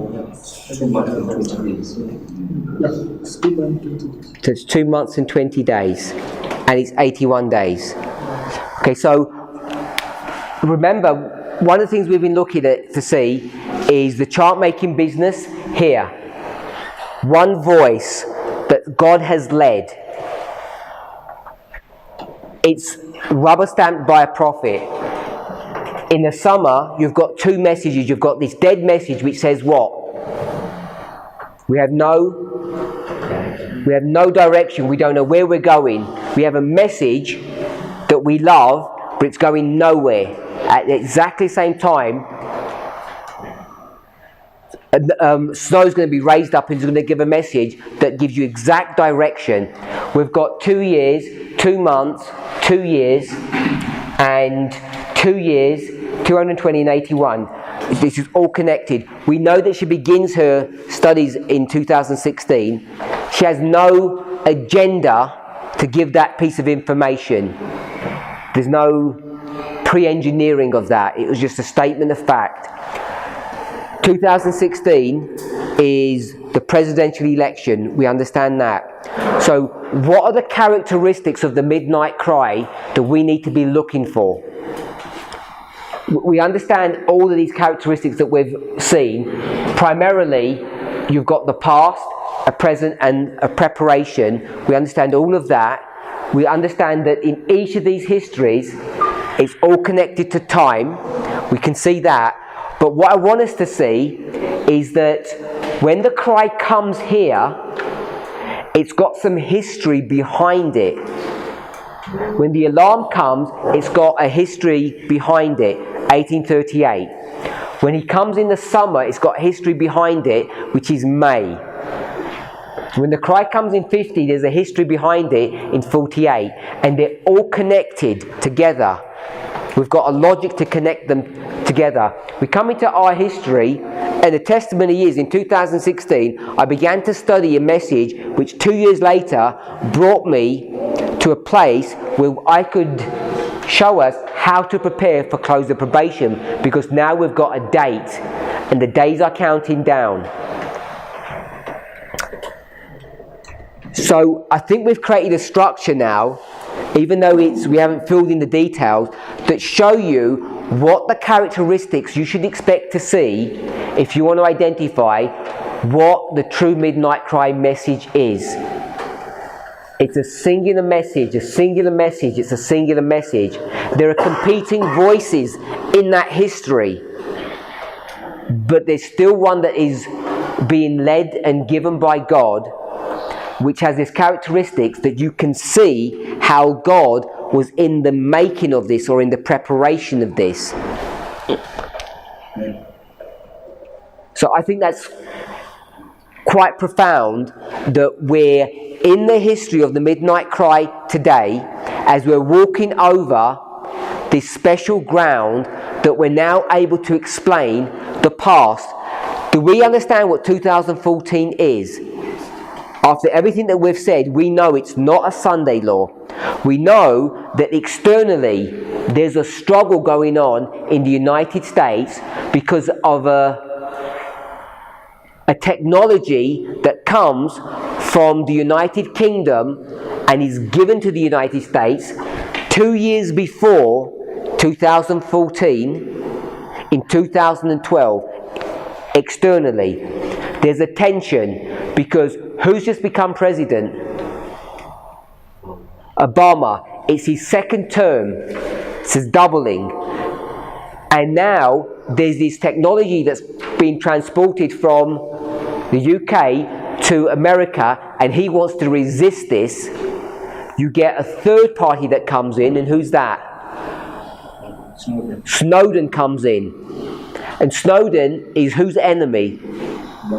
Obama's enemy. But Obama is going to end up doing something that he knows he shouldn't do, which is supporting the continuation of the Patriot Act. So we see that dynamic, and we see the same dynamic in 2014 internally. There's a struggle over the very message of 2014, which entered into the United States in 2012. So when you see that dynamic, nobody in this movement seems to understand what was going on until here. Now this history is explained. It's explained. It's not a Sunday law in its classic sense. If it's not a Sunday law, you know that 9/11 was not a Sunday law. We know it wasn't a Sunday law. It was a Patriot Act, and the Patriot Act is connected to 2014. 2014 is demonstrated not to be that. It's an information war about data manipulation and dissemination of information. So we can understand that. We can understand some progressive work. We could fill in some details, I think. Then, at this midnight cry, it's going to tell you how to prepare. What are the two things you need to do to prepare? When we think about the problems that the Millerites faced, what were their two issues? Time and location. We're not talking about location per se, even though we could factor in location, because where is the location that we're identifying now? Which is now we can prepare for it properly. Where's that location? Where's everything going to be happening? In the glorious land. This is not some fight somewhere in the world between the king of the north and the king of the south. So we've clarified the location. It's in the glorious land. We know that. And we've clarified the issue of time. So that's just a really simple way to understand how to prepare for this. And it's not what we were expecting. There's new information here that's given on how to prepare and what to expect to see. Not some engagement between Russia and the United States. This is internal struggle that's happening in the United States that is being controlled or directed or manipulated by the King of the South. We know all of that information already, and we haven't even begun to seriously make preparation. Look at all this information we have here. 1, 2, 3 pieces of information. We have, even though it's not clearly laid out, we have a lot of information here, and we have information here. We have the 56 history, and if we were looked more, we'd find even more history here, because we've put 63 is what year, by the way? Second coming. Sorry? Second coming. Externally. This is the midway of the Civil War, Battle of Gettysburg. So therefore we have to have a waymark here, which is what? 61. So we've got 61 we haven't even looked at. So there's still a lot of information to plug in here. And I'm suggesting that's what we should be doing as a movement. And I would encourage you as teachers to re-examine these truths as we've laid them out. Come to a place where you can get this line and see how we can apply these histories differently with the same structure. It's not a new phenomenon that we're doing. This is 1840, but it's April. This is October, but it's April. We can do those things if we begin to conceptualize how they work. It's not that straightforward. We're not just going to take this and bring it down. We could do, but this helps us to explain the relationship. 1989, 9/11, 2014, New Dispensation, 2014, 2018, 2019. The history runs sequentially, and it teaches us the relationship between 9/11 and 2014. And what should 9/11 have done for us? What was the purpose of 9/11? It was to prepare us for 2014. And what happened to the Millerites at 2014? What happened to them? They flunked the test. He brought them to a point of decision and they singularly failed. And what did we do? We singularly failed. But look, Snow is here warning them and no one is listening. Fitch is here warning them and no one is listening. The chart is here warning them and no one's listening. They have so much information to bring them to 2014 and they don't pass the test. So I want us to see that we're fulfilling Millerite history. You know, when we say to the very letter, and you have our people who leave and they say, no we're not, it doesn't look like that. Look again. Who would have thought we're fulfilling it in this exact way? Who would have imagined that we can track these 1, 2, 3, and these are standard waymarks in a reform line. And what we've done is we've taken the standard waymarks, not created new ones, not done some kind of let's turn things upside down and call one thing another thing. We took them at face value, and look how much more light we're seeing. So I think this is a testimony that we're in the midnight cry. We're getting a large outpouring in the present to explain our past history in a way that we've not understood before. And I want to suggest we're building upon the work that Sister Tess has already laid out. And we're using all the same methodology. We're going to the past to understand it, see what's happening in the present, and explaining it in the future. As the midnight cry begins to unroll before us, we'll see more of this if each of us are willing to stick to the rules and follow the principles and not jump out of our own dispensation. We're supposed to be in the history here. We're not in this history yet.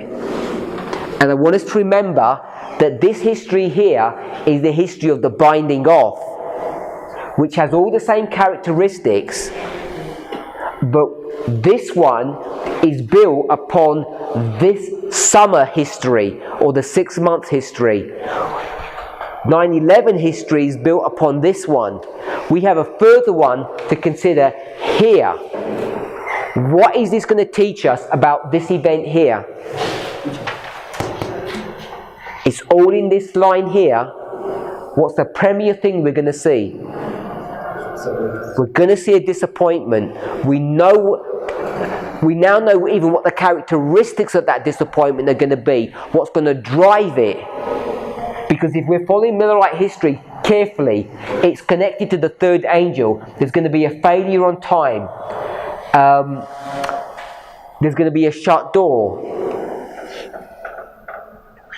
We could go through this and we could begin to make some serious proper application about what the failure is even going to be. This message is pregnant with all of these things if we're willing to search them out and stop wasting our time in needless pursuits. All of us are teachers.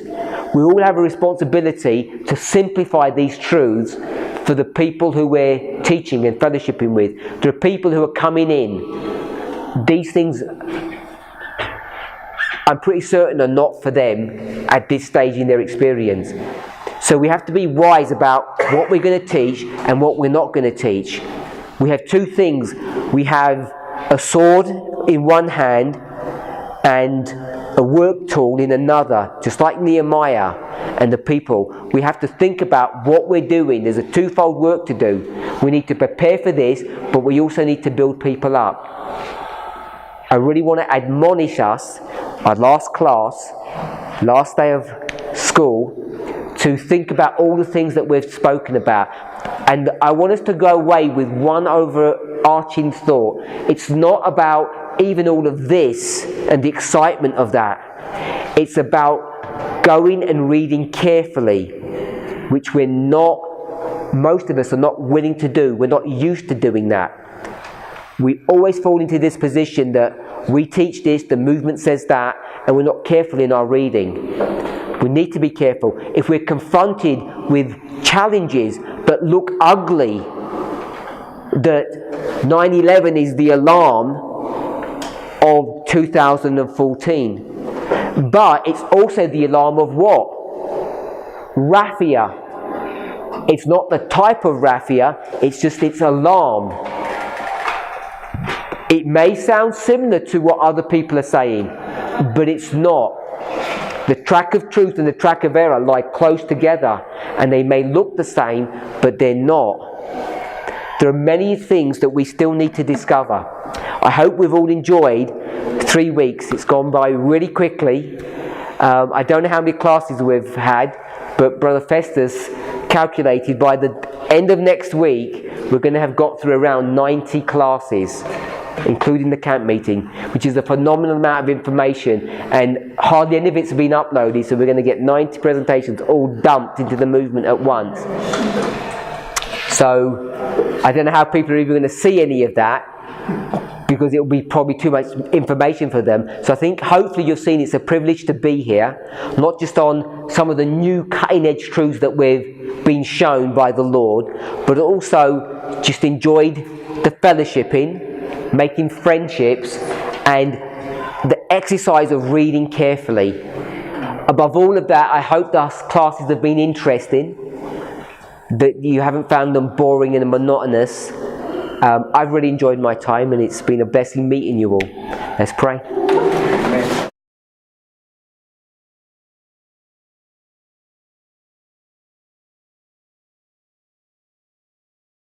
Our Heavenly Father, we give you praise and thanks for your goodness and mercy. Lord, as we've come to the end of this school, we want to thank you for the great light that you have given to us. Lord, as we bow before you, I personally stand in awe and feel shocked about all the great light that we have been given. And yet, what should we expect in the midnight cry? Yet, Father, I feel a privilege that you are able to use my brothers and sisters here to delve into your word and for them to draw out such great important truths that have never been seen on this earth, truths that have never been understood or discovered by your church. Lord, if the thoughts and ideas that Sister Tess has given to us, that Satan is also on the track of truth, trying to understand what things have happened, Lord, we see that he too has learnt things, and he too now will use these truths and try to twist and bend them to his own end. Lord, we know that your work is stronger than his. Help us to have confidence. Help us, Lord, not to take any advantage of any brother or sister. May we not assume that because you have used us to bring forth these truths here at this camp meeting that leaves us safe. Father, none of us are safe until we reach our journey's end. During these sacred hours of this Holy Sabbath, we ask that you would be with us. Our last Sabbath together, we know that some of us will be going on to camp, but some others will not be, and they'll be leaving us. We want to ask a special blessing upon those brethren who have to go back to their various places of ministry. Lord, each of us who are teachers here represent tens of people who are relying upon us to go back to share not just these truths, but just the Word of God. May each of us take the responsibility, whether we're full-time or part-time, seriously, that we may do your will. Endow each of us with a special outpouring of your Holy Spirit. Some of us are new, some of us don't understand these things, and they may be so complex, we may have just given up and feel that we're lost. Inspire us, Father, that we might be hopeful, and that not only that we might be helpful to those around us. Bless us, Father, as we prepare for 2019. In Jesus' name.